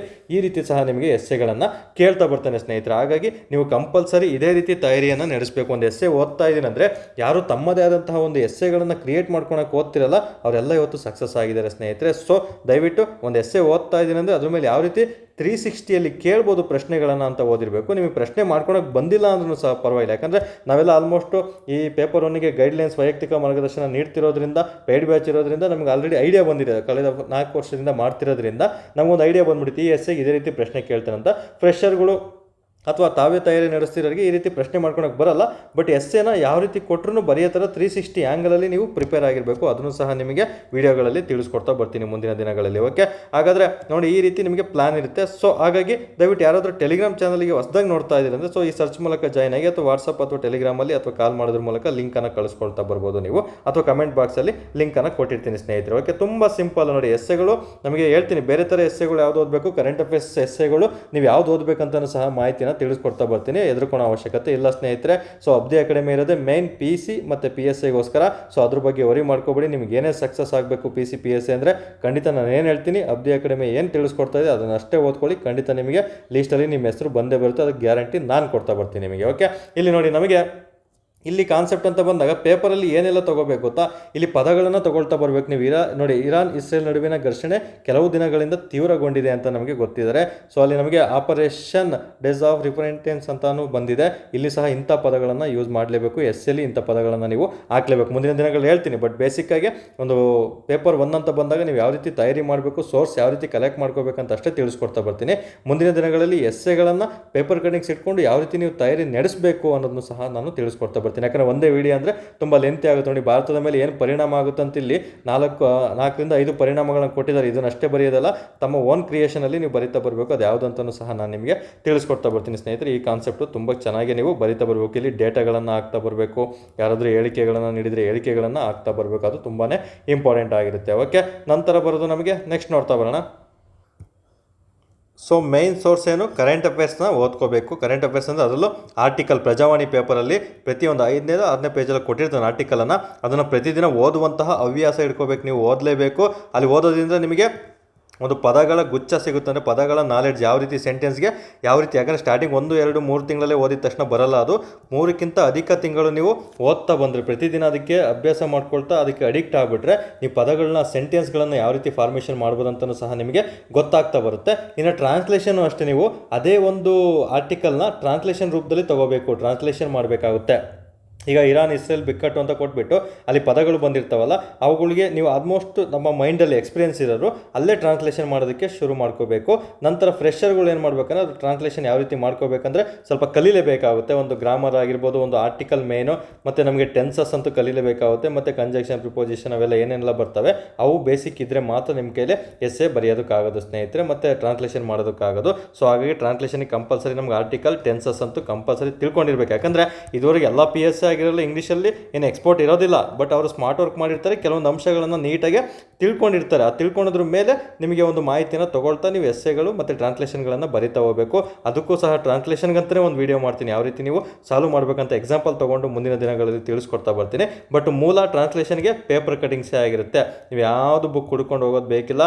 ಪೇಪರ್ ಕಟಿಂಗ್ಸ್ನಲ್ಲೇ ಒಂದು ಚಿಕ್ಕದಾದಂಥ ತೊಗೊಳ್ಳಿ. ಒಂದು ಸ್ಟಾರ್ಟಿಂಗು ಒಂದು 10ರಿಂದ 12 ಲೈನ್ ಬರೆಯುವಂಥದ್ದು ಟ್ರಾನ್ಸ್ಲೇಷನ್ನು ಮೊದಲು ಒಂದು ವಾರ ಮಾಡ್ಕೊಳ್ಳಿ. ಮತ್ತು 2ನೇ ವಾರ ಒಂದು 12ರಿಂದ 15 ಲೈನ್ ಶುರು ಮಾಡ್ಕೊಳ್ಳಿ. 3ನೇ ವಾರ ಒಂದು 15ರಿಂದ 20 ಲೈನ್ ಶುರು ಮಾಡ್ಕೊಳ್ಳಿ. ಒಂದು ತಿಂಗಳು ಇಷ್ಟರಲ್ಲೇ ಓದ್ತಾ ಹೋಗಿ. ನೆಕ್ಸ್ಟ್ 2ನೇ ತಿಂಗಳಲ್ಲಿ ನಿಮಗೆ ಒಂದು ಆಲ್ಮೋಸ್ಟ್ 1ರಿಂದ 1.5 ಪೇಜ್ ಅಷ್ಟು ಬರೆಯೋಷ್ಟು ಟ್ರಾನ್ಸ್ಲೇಷನ್ ಮಾಡೋದಕ್ಕೆ ನೀವು ಪ್ರಿಪೇರ್ ಆಗ್ತಾ ಬರಬೇಕು. ಹೋಗ್ತಾ 3-4ನೇ ತಿಂಗಳಲ್ಲಿ 2ರಿಂದ 3 ಪೇಜ್ ಬರೆಯೋಕ್ಕೆ ಶುರು ಮಾಡಿದಾಗ ಅಲ್ಲಿ ಟೈಮ್ ಮ್ಯಾನೇಜ್ಮೆಂಟ್ 20 ನಿಮಿಷಕ್ಕೆ ನೀವು ಈಸಿಯಾಗಿ ಒಂದು ಟ್ರಾನ್ಸ್ಲೇಷನನ್ನು ಮುಗಿಸ್ತಾ ಬರ್ಬೋದು ಸ್ನೇಹಿತರೆ. ಸೊ ಟೈಮ್ ಮ್ಯಾನೇಜ್ಮೆಂಟ್ ಬೇಕಂದರೆ ಈ ರೀತಿ ಸ್ಮಾರ್ಟ್ ವರ್ಕ್ ಮಾಡ್ತಾನೆ ಬರಬೇಕಾಗುತ್ತೆ ನೀವು. ಇದು ತುಂಬಾ ಇಂಪಾರ್ಟೆಂಟು, ನೆನಪಲ್ಲಿ ಇಟ್ಕೊಳ್ಳಿ. ಓಕೆ, ಹಾಗಾದರೆ ನೆಕ್ಸ್ಟ್ ಕರೆಂಟ್ ಅಫೇರ್ಸ್ ಅಂತ ಬಂದಾಗ ಇನ್ನು ಏನೆಲ್ಲ ತೊಗೋಬೋದು ಪೇಪರ್ ಕಟಿಂಗ್ಸ್ ಅಂತ ಬಂದಾಗ ಇಲ್ಲಿ ನಿಮಗೆ ಗಾದೆಗಳು ಬರ್ತವೆ. ಕೆಲವೊಂದು ಗಾದೆಗಳು ತುಂಬಾ ಇಂಪಾರ್ಟೆಂಟು. ಗಾದೆಗಳನ್ನು ಮೆನ್ಷನ್ ಮಾಡಬೇಕು. ಯಾಕಂದರೆ ನಮಗೆ ಒಂದು ಟಾಪಿಕ್ಕಿಗೆ ತಕ್ಕಂತೆ ಕೆಲವೊಂದು ಸೆಂಟೆನ್ಸ್ಗಳನ್ನು ಇನ್ವರ್ಟೆಡ್ ಕಾಮ ಹಾಕಿ ಕೊಟ್ಟಿರ್ತಾರೆ ನಿಮಗೆ. ಆ ಇನ್ವರ್ಟೆಡ್ ಕಾಮ ಹಾಕಿರೋದು ಫಾರ್ ಎಕ್ಸಾಂಪಲ್ಲು ನಮಗೆ ಈ ಮಧ್ಯಪ್ರಾಚ್ಯ ದಗದಗ ಅಂತೆಲ್ಲ ಹಾಕಿದ್ನಲ್ಲ, ಆ ರೀತಿ ಹಾಕಿದಾಗ ನಿಮಗೆ ಎಕ್ಸಾಮ್ನವರು ಏನಂದರೆ ಇವನಿಗೆ ಸ್ವಲ್ಪ ಪೇಪರ್ ಕಟಿಂಗ್ಸನ್ನು ಚೆನ್ನಾಗಿ ಓದಿದ್ದಾನೆ, ಪ್ಲಸ್ ಇವನಿಗೆ ಸ್ವಲ್ಪ ಎಸ್ಸೆ ಬರೆಯುವಂಥ ನಾಲೆಡ್ಜನ್ನು ಸಹ ಈತ ಓನಾಗೆ ಬಳಸ್ಕೊಂಡಿದ್ದಾನೆ ಅಂತ ಮಾಹಿತಿನೂ ಸಹ ಅವರಿಗೆ ಗೊತ್ತಾಗ್ಬಿಡುತ್ತೆ ಸ್ನೇಹಿತರೆ. ಅದನ್ನು ಸಹ ನೀವು ತಿಳ್ಕೊಂಡಿರಬೇಕಾಗುತ್ತೆ. 2 ಓಕೆ, ನಂತರ ನಮಗೆ ಪ್ರಬಂಧದ ಬುಕ್ಕಲ್ಲಿ ಹೇಳಿದ್ನಲ್ಲ, ಜಸ್ಟ್ ಇಂಟ್ರೊಡಕ್ಷನ್ ಯಾವ ರೀತಿ ತೊಗೋಬೇಕು ಅದನ್ನಷ್ಟೇ ತೊಗೊಳ್ಳಿ, ಕನ್ಕ್ಲೂಷನ್ ಅಷ್ಟೇ ತೊಗೋಬೇಕಾಗುತ್ತೆ. ಅದು ನಿಮ್ಮದೇ ಆದಂಥ ಓನ್ ವೇಯಲ್ಲಿ ಬರಿತಾ ಬರಬೇಕು. ಸ್ಟಾರ್ಟಿಂಗ್ ಇನ್ವರ್ಟೆಡ್ ಕಾಮ್ ಹಾಕ್ಬಿಟ್ಟು ಯಾರಾದರೂ ಸ್ಲೋಗನ್ ನೀಡಿದ್ದು ಬರಿಬೇಕಾ ಸರ್ ಅಂದರೆ ಅದು ನಿಮ್ಮ ಚಾಯ್ಸು. ಓಕೆ, ಈಗ ಮಹಿಳೆ ಅಂತ ಬಂದ ತಕ್ಷಣ ಮಹಿಳೆಯರ ಬಗ್ಗೆ ಯಾರ್ಯಾರೋ ಕೋರ್ಸ್ಗಳು ಹೇಳ್ತಾರೆ, ಅದನ್ನೆಲ್ಲ ಹಾಕ್ತೀರಾ, ಅದನ್ನು ಹಾಕಿ ಬಿಡಿ. ಪ್ರತಿಯೊಬ್ಬರೂ ಸಹ ಅದನ್ನು ಹಾಕ್ತಾರೆ, ಕಂಠಪಾಠ ಮಾಡಿದ್ರು. ಅದು ಹಾಕೋದ್ರಿಂದನೂ ಏನು ಪ್ಲಸ್ ಪಾಯಿಂಟ್ ಅಂತ ಏನಿಲ್ಲ, ಜಸ್ಟ್ ಅಟ್ರಾಕ್ಷನ್ ಅಷ್ಟೇ. ಅದು ಹಾಕಿಲ್ಲ ಅಂದ್ರೂ ನಡೆಯುತ್ತೆ. ಜಸ್ಟ್ ಇಂಟ್ರೊಡಕ್ಷನ್ ಯಾವ ರೀತಿ ಇರಬೇಕಂದ್ರೆ ಡೇಟಾಯಿಂದ ಶುರು ಆಗಬೇಕು. ಈಗ ನೋಡಿ, ಇರಾನ್ ಇಸ್ರೇಲ್ ಬಿಕ್ಕಟ್ಟು ಅಂತ ಹೇಳಿದೆ. ಇರಾನ್ ಇಸ್ರೇಲ್ ಬಿಕ್ಕಟ್ಟು ಇತ್ತೀಚೆಗೆ ಯಾಕೆ ಸುದ್ದಿಯಲ್ಲಿದೆ ಅನ್ನೋದನ್ನೇ ಶುರು ಮಾಡಿಬಿಟ್ರೆ ಸ್ಟಾರ್ಟಿಂಗು ಅವ್ರಿಗೆ ಗೊತ್ತಾಗ್ಬಿಡುತ್ತೆ ಇವನು ಚೆನ್ನಾಗಿ ಓದ್ಕೊಂಡಿದ್ದಾನೆ, ಕರೆಂಟ್ ಅಫೇರ್ಸ್ ಓದಿದ್ದಾನೆ, ಅಪ್ಡೇಟ್ ಆಗಿದ್ದಾನೆ. ಯಾಕಂದ್ರೆ ನೀವು ಅದೇ ಕಾಲದ ಥರ ಅದೇ ಆಗಿನ ಕಾಲದಿಂದಲೂ ಒಂದು ದೇಶಗಳ ನಡುವೆ ಗಡಿ ವಿವಾದಗಳಾಗಿರ್ಬೋದು, ಬೇರೆ ಬೇರೆ ಒಂದು ಸಮಸ್ಯೆಗಳು ಬರ್ತಾನೆ ಇದ್ದಾವೆ. ಈ ರೀತಿಯೆಲ್ಲ ನೀವು ಕಥೆಗಳನ್ನು ಬರಿತಾ ಇದ್ದರೆ ಒಂದೇ ಪೇಜಲ್ಲಿ ಯಾವುದೇ ಕಾರಣಕ್ಕೂ ಅಂಕಗಳು ಬರೋದಿಲ್ಲ. ಡೇಟಾ ಅಂದರೆ ಕರೆಂಟ್ ಅಫೇರ್ಸ್ ಡೇಟಾ ಇತ್ತೀಚೆಗೆ ಯಾಕಿದು ಸುದ್ದಿಯಲ್ಲಿದೆ, ನಿನಗೆ ಆಲ್ರೆಡಿ ಒಂದು ಆಪರೇಷನ್ ಅಂತ ಹೇಳಿದ್ನಲ್ಲ, ಅದರಲ್ಲಿ ಓದಿದ್ನಲ್ಲ, ಆ ಆಪರೇಷನಿಂದನೇ ನೀವು ಶುರು ಮಾಡ್ಕೊಳ್ತಾ ಹೋಗ್ಬಿಟ್ರೆ ಎಸ್ ಇವನು ಓದಿದ್ದಾನೆ, ಇವನಿಗೆ ಗೊತ್ತಿದೆ ಕಾನ್ಸೆಪ್ಟ್ ಅಂತ ಗೊತ್ತಾಗುತ್ತೆ.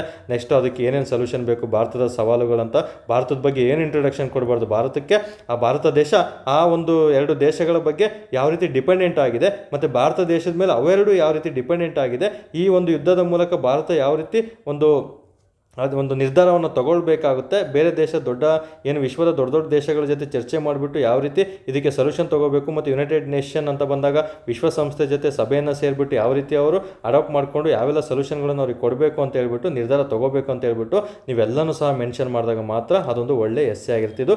ಓನಾಗೆ ಇರಬೇಕು. ಓನಾಗೆ ಅಂದರೆ ಈಗ ವಿಶ್ವಸಂಸ್ಥೆ ಬಗ್ಗೆ ಓದಿದರೆ ಮಾತ್ರ ನೀವು ಬರೆಯೋಕ್ಕೆ ಸಾಧ್ಯ ಆಗುತ್ತೆ. ಹಾಗಾಗಿ ಸಬ್ಜೆಕ್ಟ್ ನಾಲೆಡ್ಜ್ ಇರಲೇಬೇಕಂತ ನಿಮಗೆ ಅದಕ್ಕೆ ಸ್ನೇಹಿತರೆ ತಿಳಿಸ್ಕೊಟ್ಟಿದ್ದು, ಇದನ್ನು ಸಹ ಮೈಂಡಲ್ಲಿ ಇಟ್ಕೊಳ್ಳಿ. ಓಕೆ, ಯಾಕಂದರೆ ಒಂದೇ ವಿಡಿಯೋದಲ್ಲಿ ನಾನು ನಿಮಗೆ ಪ್ರಬಂಧ ಬರೆಯೋದು ಹೇಗೆ ಮತ್ತು ಟ್ರಾನ್ಸ್ಲೇಷನ್ ಮಾಡೋದು ಹೇಗೆ ಅಂತ ಹೇಳ್ತೀನಿ ಅಂದರೆ ಸಾಧ್ಯನೇ ಇಲ್ಲ. ಸೊ ಇದಕ್ಕೆ 2ರಿಂದ 3 ವಿಡಿಯೋಗಳನ್ನು ಮಾಡ್ತಾ ಬರ್ತೀನಿ. 3 ವಿಡಿಯೋಗಳನ್ನ ನೋಡಿಬಿಟ್ರೆ ನಿಮಗೆ 100% ನಿಮಗೆ ಯಾವುದೂ ಕಷ್ಟ ಆಗಲ್ಲ, ಖಂಡಿತ ಸುಲಭ ಆಗ್ತಾ ಬರುತ್ತೆ. ಮುಂದೆ ಎಕ್ಸಾಂಪಲ್ನು ಸಹ ನಿಮಗೆ ತೊಗೊಂಡು ಹೇಳ್ತಾ ಬರ್ತೀನಿ ಸ್ನೇಹಿತರೆ. ಓಕೆ, ಈ ರೀತಿ ಇರಬೇಕು. ಇನ್ನು ಹೇಳಿದ್ರೆ ಟ್ರಾನ್ಸ್ಲೇಷನ್ನ ಆರ್ಟಿಕಲ್ನೇ ನೀವು ಟ್ರಾನ್ಸ್ಲೇಷನ್ ರೂಪದಲ್ಲಿ ಮಾಡ್ತಾ ಬರಬೇಕು. ಇನ್ನು ಇಂಗ್ಲೀಷಲ್ಲಿ ಆರ್ಟಿಕಲ್ ಕೊಟ್ಟಿರ್ತಾರೆ.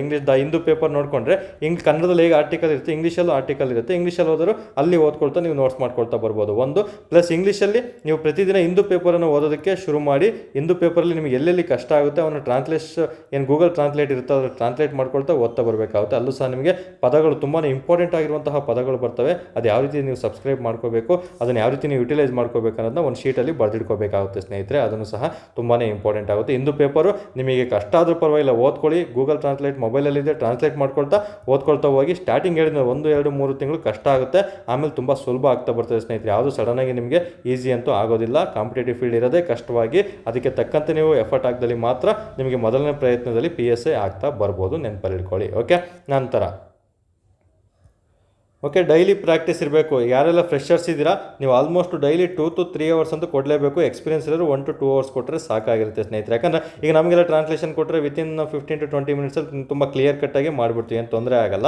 ಸೊ ಹಾಗಾಗಿ ಪ್ರಬಂಧನೂ ಅಷ್ಟೇ ಬೇಗನೆ ಬರೆದ್ಬಿಡಿ 30-35 ಮಿನಿಟ್ಸ್ಗೆ. ಬಟ್ ಫ್ರೆಷರ್ಸ್ ಇರೋದ್ರಿಂದ ನೀವು 2 to 3 hours ಪ್ರತಿದಿನ ಒಂದು ಆರ್ಟಿಕಲನ್ನು ಓದಿ ಅದರಲ್ಲಿ ಯಾವೆಲ್ಲ ಅಂಶಗಳನ್ನು ಒಂದು ಕಡೆ ಬರೆದಿಡ್ಕೋ. ಫಾರ್ ಎಕ್ಸಾಂಪಲು ಈಗ ನೀವು ಒಂದು ಬುಕ್ ಇಟ್ಬೇಕು, ಅದಕ್ಕಂತಾನೆ ಭ್ರಷ್ಟಾಚಾರದ ಬಗ್ಗೆ ಬಂತು ಅಂತ ಅಂದ್ಕೊಳ್ಳಿ, ಅಥವಾ ಗಡಿ ವಿವಾದಗಳು ಬಂತು ಅಂತ ತಿಳ್ಕೊಳ್ಳಿ. ಈ ಗಡಿ ಭ್ರಷ್ಟಾಚಾರ ಅಂತ ಬಂದಾಗ ಗಡಿ ವಿವಾದಕ್ಕೆ ಯಾವೆಲ್ಲ ಅವರು ಮಾಹಿತಿಗಳನ್ನು ಡೇಟಾಗಳನ್ನು ಕೊಟ್ಟಿರ್ತಾರೆ, ಅಥವಾ ಯಾವುದಾದ್ರೂ ಅದಕ್ಕೆ ಒಂದು ಕಮಿಟಿಗಳನ್ನು ರಚನೆ ಮಾಡಿರ್ತಾರೆ, ಅಥವಾ ಏನಾದರೂ ಒಂದು ಎಕ್ಸಾಕ್ಟ್ ಅಂಕಿ ಅಂಶಗಳನ್ನು ಕೊಟ್ಟಿರ್ತಾರೆ. ಅಂಕಿ ಅಂಶಗಳು ಸಹ ಇರ್ತವೆ. ಇಷ್ಟೇ ದೇಶಗಳ ನಡುವೆ ಹಿಂಗಾಗಿದೆ, ನಮ್ಮ ಭಾರತ ಇಷ್ಟು ದೇಶಗಳ ನಡುವೆ ಒಂದು ಗಡಿ ವಿವಾದನ ಹೊಂದಿದೆ, ಯಾವೆಲ್ಲ ದೇಶಗಳ ಗಡಿ ವಿವಾದ ಹೊಂದಿದೆ ಅಂತ ಹೇಳ್ಬಿಟ್ಟು ಗಡಿ ವಿವಾದ ಅಂತ ಬರ್ಕೊಂಡು ಅಲ್ಲಿ ಪಾಯಿಂಟ್ ಮಾಡಿ ಇಟ್ಕೊಂಡಿರ್ಬೇಕು. ಅದು ಥಿಯರಿ ರೂಪದಲ್ಲಿ ಬರ್ಕೊಂಡಿರ್ಬೇಕು. ಅದು ಎಸ್ಸೆ ಅಲ್ಲ, ಕಾನ್ಸೆಪ್ಟ್. ಗಡಿ ವಿವಾದ ಅಂತ ಬಂದಾಗ ನಮ್ಮ ಮೈಂಡಲ್ಲಿ ಕೆಲವೊಂದು ಅಂಶಗಳನ್ನು ಸ್ಟೋರ್ ಆಗಬೇಕು. ಫಾರ್ ಎಕ್ಸಾಂಪಲ್ ಉದಾಹರಣೆ ಹೇಳೋದಾದರೆ ನಿಮ್ಮ ಹೆಸರು ತೊಗೊಳ್ಳಿ. ಈಗ ನಿಮ್ಮ ಹೆಸರು ಅಂತ ಬಂದಾಗ ಈಗ ನನ್ನ ಹೆಸರು ಪುನೀತ್ ಅಂತ ತಿಳ್ಕೊಳ್ಳಿ. ನಿನ್ನ ಕ್ಯಾರೆಕ್ಟರ್ ಬಗ್ಗೆ ಹೇಳು ಅಂತ ಹೇಳಿದಾಗ ನೀನು ಕೇವಲ 5ರಿಂದ 6 ಪದಗಳನ್ನು ಮಾತ್ರ ಹೇಳ್ತಾ ಬರ್ಬೋದು, ಅಥವಾ ಒಂದು ಮ್ಯಾಕ್ಸಿಮಮ್ 1ರಿಂದ 2 ನಿಮಿಷನೂ ಆಗಲ್ಲ ಕೆಲವೊಬ್ಬರಿಗೆ. ನೀವೇ ಥಿಂಕ್ ಮಾಡಿ, ನೀವು ಕುತ್ಕೊಂಡು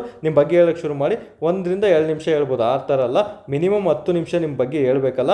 ಆ ಕಾನ್ಸೆಪ್ಟ್ ಬಂದಲ್ಲಿ ಮಾತ್ರ ಪ್ರಬಂಧ ಬರೆಯೋಕ್ಕೆ ಸುಲಭ ಆಗುತ್ತೆ. ಅದೇ ರೀತಿ ಗಡಿ ವಿವಾದ ಅಂತ ಬಂದಾಗ ನಿಮ್ಮ ಮೈಂಡಲ್ಲೇ ಮಿನಿಮಮ್ 10 ನಿಮಿಷದಷ್ಟು ಸೋರ್ಸು ಬಂದು ಕೂರಬೇಕು. ಅವಾಗ ಮಾತ್ರ ಎಸ್ಸೆಗಳನ್ನು ಬರೆಯೋದಕ್ಕೆ ತುಂಬ ಸುಲಭ ಆಗುತ್ತೆ, ನೆನಪಲ್ಲಿರಬೇಕು. ಓಕೆ, ಭ್ರಷ್ಟಾಚಾರ ಅಂತ ಬಂದಾಗಲೂ ಅಷ್ಟೇ. ಭ್ರಷ್ಟಾಚಾರ ಅಂದರೆ ಏನು, ಎಲ್ಲೆಲ್ಲಿ ಭ್ರಷ್ಟಾಚಾರಗಳು ಅತಿ ಹೆಚ್ಚಾಗಿದೆ, ಭಾರತದಲ್ಲಿ ಎಲ್ಲೆಲ್ಲಿ ಯಾವ ರಾಜ್ಯಗಳಲ್ಲಿ ಅತಿ ಹೆಚ್ಚಾಗಿದೆ, ಅವೆಲ್ಲ ಡೇಟಾಗಳು ಬರ್ತಾ ಇರ್ತವೆ. ಅವನ್ನೆಲ್ಲ ತಿಳ್ಕೊಳ್ತಾ ಇರಬೇಕಾಗುತ್ತೆ. ಮತ್ತು ಭ್ರಷ್ಟಾಚಾರಕ್ಕೆ ಸಂಬಂಧಪಟ್ಟಂತೆ ಎಷ್ಟೆಲ್ಲ ಕಮಿಟಿಗಳನ್ನು ರಚನೆ ಮಾಡಿದೆ ಸರ್ಕಾರ, ಅದಕ್ಕೆ ಏನೆಲ್ಲ ಕ್ರಮ ವಹಿಸ್ಕೊಳ್ತಾ ಇದೆ, ಎಲ್ಲನೂ ಸಹ ನೀವು ಬರಿತಾ ಬರಬೇಕಾಗುತ್ತೆ. ಸೊ ಈ ರೀತಿ ಡೇಟಾವನ್ನು ನೀವು ಕಲೆಕ್ಷನ್ ಮಾಡಿರ್ಬೇಕು ಸ್ನೇಹಿತರೆ. ಇದು ಡೈಲಿ ಪ್ರಾಕ್ಟೀಸ್ ಈ ರೀತಿ ಇರಬೇಕಂದ್ರೆ ಸಿಂಪಲ್ಲು. ಫಸ್ಟ್ ಕಾನ್ಸೆಪ್ಟ್, ಫ್ರೆಷರ್ಸ್ ಕಾನ್ಸೆಪ್ಟನ್ನು ತಿಳ್ಕೊಬೇಕು. ಎಸ್ಸೆಗಳು ಯಾವಂದರೆ ನೀವು ವರ್ಡ್ ಬುಕ್ಕನ್ನು ತೊಗೋಬೇಕು, ಅಥವಾ ವರ್ಡ್ ಎಸ್ಸೆಗಳನ್ನ ತೊಗೊಂಡು ಯಾವೆಲ್ಲ ಎಸ್ಸೆಗಳು ಕೊಟ್ಟಿದ್ದಾರೆ ಅವನು ಸಹ ಡಿವೈಡ್ ಮಾಡ್ತಾ ಬರ್ತೀನಿ, ನಿಮಗೆ ತಿಳಿಸ್ಕೊಡ್ತಾ ಬರ್ತೀನಿ ಮುಂದಿನ ದಿನಗಳಲ್ಲಿ. ಸದ್ಯಕ್ಕೆ ಕಾನ್ಸೆಪ್ಟನ್ನು ಈಗ ಅರ್ಥ ಮಾಡ್ಕೊಳ್ತಾ ಬಂದರೆ ಸಾಕು, ಯಾವ ರೀತಿ ಓದಬೇಕು ಅಂತ. ಓಕೆ, 2 ಆಯಿತು. ನಂತರ ಬುಕ್ಸ್ ತೊಗೋಬೇಕಾ ಸರ್ ಅನ್ನೋ ಒಂದು ಕಾನ್ಸೆಪ್ಟ್. ಬುಕ್ಸ್ 100% ಹೇಳಿದ್ನಲ್ಲ, ಫ್ರೆಷರ್ಸು ನೀವು ಕಂಪಲ್ಸರಿ ಬುಕ್ಸ್ ತೊಗೊಂಡ್ರೆ ನಿಮ್ಗೆ ಯೂಸ್ ಆಗೋದು. ಮತ್ತು ಪ್ರತಿದಿನ ಆರ್ಟಿಕಲ್ ಪೇಪರನ್ನು ಓದ್ತಾ ಬರಬೇಕು, ಅವಾಗಲೇ ನಿಮಗೆ ಯೂಸ್ ಆಗೋದು. ಇನ್ನು ಎಕ್ಸ್ಪೀರಿಯನ್ಸ್ ಇರೋರು ಯಾವುದೇ ಥರ ಬುಕ್ ಏನು ತೊಗೋಬೇಡಿ, ನಿಮ್ಗೆ ಆಲ್ರೆಡಿ ನಾಲೆಡ್ಜ್ ಇರೋದ್ರಿಂದ ಜಸ್ಟ್ ಕರೆಂಟ್ ಅಫೇರ್ಸ್ ಎಸ್ಸೆಗಳನ್ನ ಯಾವ ರೀತಿ ಫೋಕಸ್ ಮಾಡಬೇಕು ಅನ್ನೋದನ್ನ ತಿಳ್ಕೊಂಡಿದ್ರೆ ಸಾಕಾಗಿರ್ತಾರೆ ಸ್ನೇಹಿತರೆ. Okay, next ಪ್ರಬಂಧಗಳು. ಓಕೆ, ಇಂದಿನ ಕ್ಲಾಸಲ್ಲಿ ಪ್ರಬಂಧಗಳ ಬಗ್ಗೆ ಮಾಹಿತಿಯನ್ನು ನಿಮಗೆ ತಿಳಿಸ್ಕೊಡ್ತಾ ಬರ್ತೀನಿ. ಸೊ ಪ್ರಬಂಧಗಳನ್ನು ನಾವು 3 ವಿಧಗಳನ್ನಾಗಿ ವಿಂಗಡಣೆ ಮಾಡ್ಕೋಬೇಕು. ಯಾವುದೇ ಆಗಲಿ ಒಂದು ವೆಲ್ ಪ್ಲ್ಯಾನ್ಡ್ ಸ್ಕೆಲಿಟನ್ ಸ್ಟ್ರಕ್ಚರ್ ಇರಬೇಕು. ಯಾರು ಸ್ಟ್ರಕ್ಚರ್ ಹಾಕೊಂಡು ಓದ್ತಾನೋ ಅವ್ನು ಮಾತ್ರ ಆದಷ್ಟು ಬೇಗ ಸಕ್ಸಸ್ ಆಗ್ತಾನೆ ಸ್ನೇಹಿತರೆ. ಓಕೆ, ಇಲ್ಲಿ ಪ್ರಬಂಧಗಳು ಅಂತ ಬಂದಾಗ ಪ್ರಬಂಧಗಳಲ್ಲಿ ಒಂದು ಟ್ರೆಡಿಷನಲ್ ಎಸ್ಸೆಗಳಂತ ನಾವು ಕರಿತಾ ಬರ್ತೀವಿ, ಅಂದರೆ ಟ್ರೆಡಿಷನಲ್ ಪ್ರಬಂಧಗಳು ಅಂತ. ಇನ್ನು ಪ್ರೀವಿಯಸ್ ಇಯರ್ ಪ್ರಬಂಧಗಳು ಯಾವೆಲ್ಲ ಓದಬೇಕು, ಮತ್ತು ಕರೆಂಟ್ ಅಫೇರ್ಸ್ ಪ್ರಬಂಧಗಳನ್ನು ಡಿವೈಡ್ ಮಾಡ್ಕೋಬೇಕು. ಟ್ರೆಡಿಷನಲ್ ಅಂದರೆ ಏನು? ಓಕೆ, ಟ್ರೆಡಿಷನಲ್ ಅಂದರೆ ತುಂಬ ಹಳೆಯದು, ಅವಾಗಿನ ಕಾಲದಲ್ಲಿ ಕೇಳ್ತಿರುವಂತಹ ಪ್ರಬಂಧಗಳು. ಫಾರ್ ಎಕ್ಸಾಂಪಲ್ ಈಗ ಹವಾಮಾನ ಕುರಿತು, ಹವಾಮಾನ ಬದಲಾವಣೆ ಮತ್ತು ಜೀವನ ಶೈಲಿ ಅಂತೆಲ್ಲ ಬರುತ್ತೆ. ಓಕೆ, ಹವಾಮಾನ ಬದಲಾವಣೆ, ಜೀವನ ಶೈಲಿ ಇಂಥದ್ರ ಬಗ್ಗೆ ಮಾಹಿತಿ ತಿಳ್ಕೊಬೇಕು. ಇನ್ನು ನಂತರ ನಮಗೆ ಭಾರತದ ಏನು ಮಹಿಳಾ ಸಬಲೀಕರಣ ಆಗಿರ್ಬೋದು, ಇವೆಲ್ಲ ಟ್ರೆಡಿಷನಲ್ ಅವಾಗ ಕೇಳ್ತಿರುವಂತಹ ಎಸ್ಸೆಗಳು. ಇನ್ನು ನಮಗೆ ಕೃತಕ ಬುದ್ಧಿಮತ್ತೆ ಆಗಿರ್ಬೋದು, ಇವುಗಳ ಬಗ್ಗೆ ಓದ್ಕೊಂಡಿರ್ಬೇಕಾಗುತ್ತೆ. ನಂತರ ಜಾಗತಿಕ ತಾಪಮಾನ, ಇದಕ್ಕಂತಲೇ ಒಂದು ಲಿಸ್ಟಿಗೋಸ್ಕರನೇ ಒಂದು ದಿನ ವಿಡಿಯೋ ಮಾಡ್ತೀನಿ ಕಂಪ್ಲೀಟ್. ಯಾಕಂದರೆ 1-2 ಎಸ್ಸೆ ಎಲ್ಲ ಒಂದು 50 ಎಸ್ಸೆಗಳಿದೆ, ತುಂಬ ಇಂಪಾರ್ಟೆಂಟ್ ಆಗಿರೋದು. ಬಟ್ 50 ಎಸ್ಸೆನ ನೀವು ಟಾಪಿಕ್ ತಿಳ್ಕೊಂಡಿರ್ಬೇಕಷ್ಟೇ, ಕಂಠಪಾಠ ಮಾಡೋಕ್ಕೆ ಹೋಗ್ಬಾರ್ದು. ಆ ಟಾಪಿಕಲ್ಲಿ ಯಾವ ರೀತಿ ನೀವು ಎಸ್ಸೆಗಳು ಕೊಟ್ಟರೆ ಯಾವ ರೀತಿ ಓದಬೇಕು, ಯಾವ ಟಾಪಿಕಿಗೆ ಏನು ಬರೀಬೇಕು ಅನ್ನೋದನ್ನ ಒಂದು ಪ್ರಾಪರ್ ಸ್ಟ್ರಕ್ಚರ್ ಹಾಕೊಂಡು ಓದಲ್ಲಿ ಮಾತ್ರ ಅದು ಸಕ್ಸಸ್ ಆಗುತ್ತೆ. ಬಟ್ ಮೈಂಡಲ್ಲೂ ಸಹ ಕೂತಿರುತ್ತೆ. ಎಲ್ಲನೂ ಕಂಠಪಾಠ ಮಾಡ್ತೀನಿ ಅಂದರೆ ಆಗೋದಿಲ್ಲ ಸ್ನೇಹಿತರೆ. ಅದು ಯಾವ ರೀತಿ ನೀವು ಸ್ಮಾರ್ಟ್ ವರ್ಕ್ ಮಾಡಬೇಕಂತಲೂ ಸಹ ನಾನು ಮುಂದಿನ ಕ್ಲಾಸ್ಗಳಲ್ಲಿ ತಿಳಿಸ್ಕೊಡ್ತಾ ಬರ್ತೀನಿ. ಓಕೆ, ಪಾರ್ಟ್ 2 ಎಸ್ಸೆ ಅಂದರೆ ಪ್ರೀವಿಯಸ್ ಇಯರ್ ಎಸ್ಸೆಗಳು. ಈಗ ಇತ್ತೀಚೆಗೆ ಒಂದು 402 ಎಕ್ಸಾಮ್ ಆಗಿದೆ, ಪ್ಲಸ್ 545 ಎಕ್ಸಾಮ್ಗಳಾಗಿದೆ. ಗೂಗಲಲ್ಲಿ ನೋಡಿದ್ರೆ ಎಲ್ಲನೂ ಸಹ ಸಿಗುತ್ತೆ, ಯೂಟ್ಯೂಬಲ್ಲಿ ನೋಡಿದ್ರೆ ಎಲ್ಲ ವೀಡಿಯೋಸ್ಗಳು ಸಹ ನಿಮಗೆ ಸಿಗ್ತಾ ಬರುತ್ತೆ.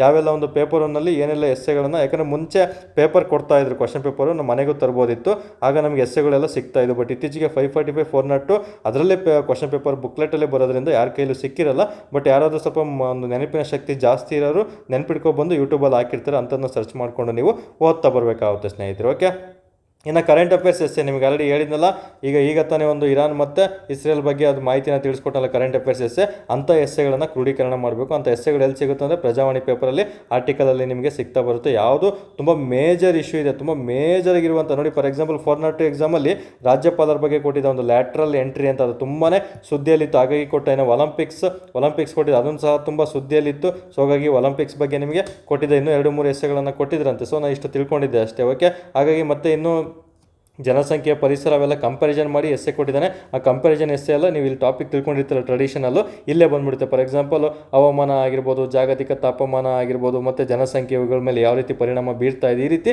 ಕಂಪ್ಯಾರಿಸನ್ ಮಾಡ್ತಾ ಬರ್ತಾನೆ. ಕಂಪ್ಯಾರಿಸನ್ ಮಾಡಿದಾಗ ನಿಮ್ಗೆ ಜನಸಂಖ್ಯೆ ಬಗ್ಗೆ ಮಾಹಿತಿ ಗೊತ್ತಿರಬೇಕು, ಜಾಗತಿಕ ತಾಪಮಾನ ಅಂದರೆ ಏನಂತ ಗೊತ್ತಿರಬೇಕು, ಹವಾಮಾನ ಬದಲಾವಣೆಗೆ ಏನೆಲ್ಲ ಕಾರಣ ಆಗ್ತಿದೆ ಅನ್ನೋದನ್ನ ತಿಳ್ಕೊಂಡಿದ್ರೆ ಮಾತ್ರ 3 ಎಸ್ಸೆಗಳು ಕಂಪ್ಯಾರಿಸನ್ ಮಾಡಿಕೊಟ್ಟಾಗ ನಿಮಗೆ ಸುಲಭವಾಗಿ ಎಸ್ಸೆಗಳನ್ನು ಬರೀತಾ ಬರ್ತೀರಾ ಸ್ನೇಹಿತರೆ. ಸೊ ಹಾಗಾಗಿ ಇವಕ್ಕೆ ಕಂಟೆಂಟ್ ರೆಡಿ ಇರಬೇಕು. ಕಂಟೆಂಟ್ ಯಾವ ರೀತಿ ರೆಡಿ ಇರಬೇಕಂತ ಮುಂದಿನ ತರಗತಿಗಳಲ್ಲಿ ನಾನು ಖಂಡಿತ ತಿಳಿಸ್ಕೊಡ್ತಾ ಬರ್ತೀನಿ ಒಂದು. ಓಕೆ, ಹಾಗಾಗಿ ಸೊ ಪ್ರೀವಿಯಸ್ ಇಯರ್ ಎಕ್ಸಾಮ್ಸ್ ಎಸ್ಸೆಗಳು ಈಗ ಇಷ್ಟು 2 ಅಷ್ಟೇ ಸಿಕ್ಕಿಲ್ಲ. ಅದನ್ನು ಬಿಟ್ಟರೆ KSP ಡಿಪಾರ್ಟ್ಮೆಂಟ್ ಇದುವರೆಗೆ ಏನೆಲ್ಲ ನಡೆಸಿದೆ ಎಲ್ಲ ಪೇಪರ್ಗಳು ಸಹ ನಮಗೆ ಗೂಗಲಲ್ಲಿ ಸಿಗ್ತಾ ಬರ್ತವೆ ಸ್ನೇಹಿತರೆ. ಗೂಗಲ್ ಸರ್ಚ್ ಮಾಡಿ ಆ ಒಂದು ಪೇಪರ್ಗಳನ್ನು ಓದ್ತಾ ಬನ್ನಿ. ನಾನು ಸಹ ಸರ್ಚ್ ಮಾಡಿ ಟೆಲಿಗ್ರಾಮಲ್ಲಿ ಕಳಿಸ್ಕೊಡ್ತಾ ಬರ್ತೀನಿ, ನಮ್ಮ ಒಂದು ಅಬ್ದಿ ಅಕಾಡೆಮಿ ಟೆಲಿಗ್ರಾಮಲ್ಲಿ. ಓಕೆ, ಇನ್ನು ಕರೆಂಟ್ ಅಫೇರ್ಸು ತುಂಬ ಕ್ಲಿಯರ್ ಕಟ್ಟಾಗಿ ನೀವು ಓದ್ಕೊಳ್ತಾ ಬನ್ನಿ, ತುಂಬಾ ಇಂಪಾರ್ಟೆಂಟ್ ಆಗಿರುತ್ತೆ. ಓಕೆ, ಇನ್ನು ಸಬ್ಜೆಕ್ಟ್ ಯಾವ ರೀತಿ ನಾವು ಅದನ್ನು ತಯಾರಿ ಮಾಡ್ಕೋಬೇಕು, ಯಾವ ರೀತಿ ರೆಡಿ ಮಾಡ್ಕೋಬೇಕಂತಲೂ ಸಹ ನಿಮಗೆ ಮಾಹಿತಿನ ತಿಳಿಸ್ಕೊಟ್ಟಿದ್ದೀನಿ. ಓಕೆ, ಪೇಪರ್ ಕಟಿಂಗ್ಸು ಮೂಲ ಆಗಿರುತ್ತೆ ಫ್ರೆಷರ್ಗಳಿಗೆ, ಪ್ಲಸ್ ಒಂದು ಪ್ರಬಂಧದ ಬುಕ್ಕು ತುಂಬಾ ಇಂಪಾರ್ಟೆಂಟ್ ಆಗಿರುತ್ತೆ. ಅವೆರಡು ತೊಗೊಂಡು ಕಂಪ್ಯಾರಿಸನ್ ಮಾಡಿಕೊಂಡು ಈಗಿಂದನೇ ಓದೋಕ್ಕೆ ಶುರು ಮಾಡಿದರೆ ತುಂಬ ಉತ್ತಮ ಆಗಿರ್ತದೆ ಸ್ನೇಹಿತರೆ. ಓಕೆ, ಇನ್ನು ಟ್ರಾವೆಲ್ ಆ್ಯಂಡ್ ವಾಕಿಂಗ್ ಅಂತ ಹಾಕಿದ್ದೀನಿ ಇಲ್ಲಿ. ಟ್ರಾವೆಲ್ ಆ್ಯಂಡ್ ವಾಕಿಂಗ್ ಅಂದರೆ ಏನು ಅಂತ ಹೇಳಿದರೆ,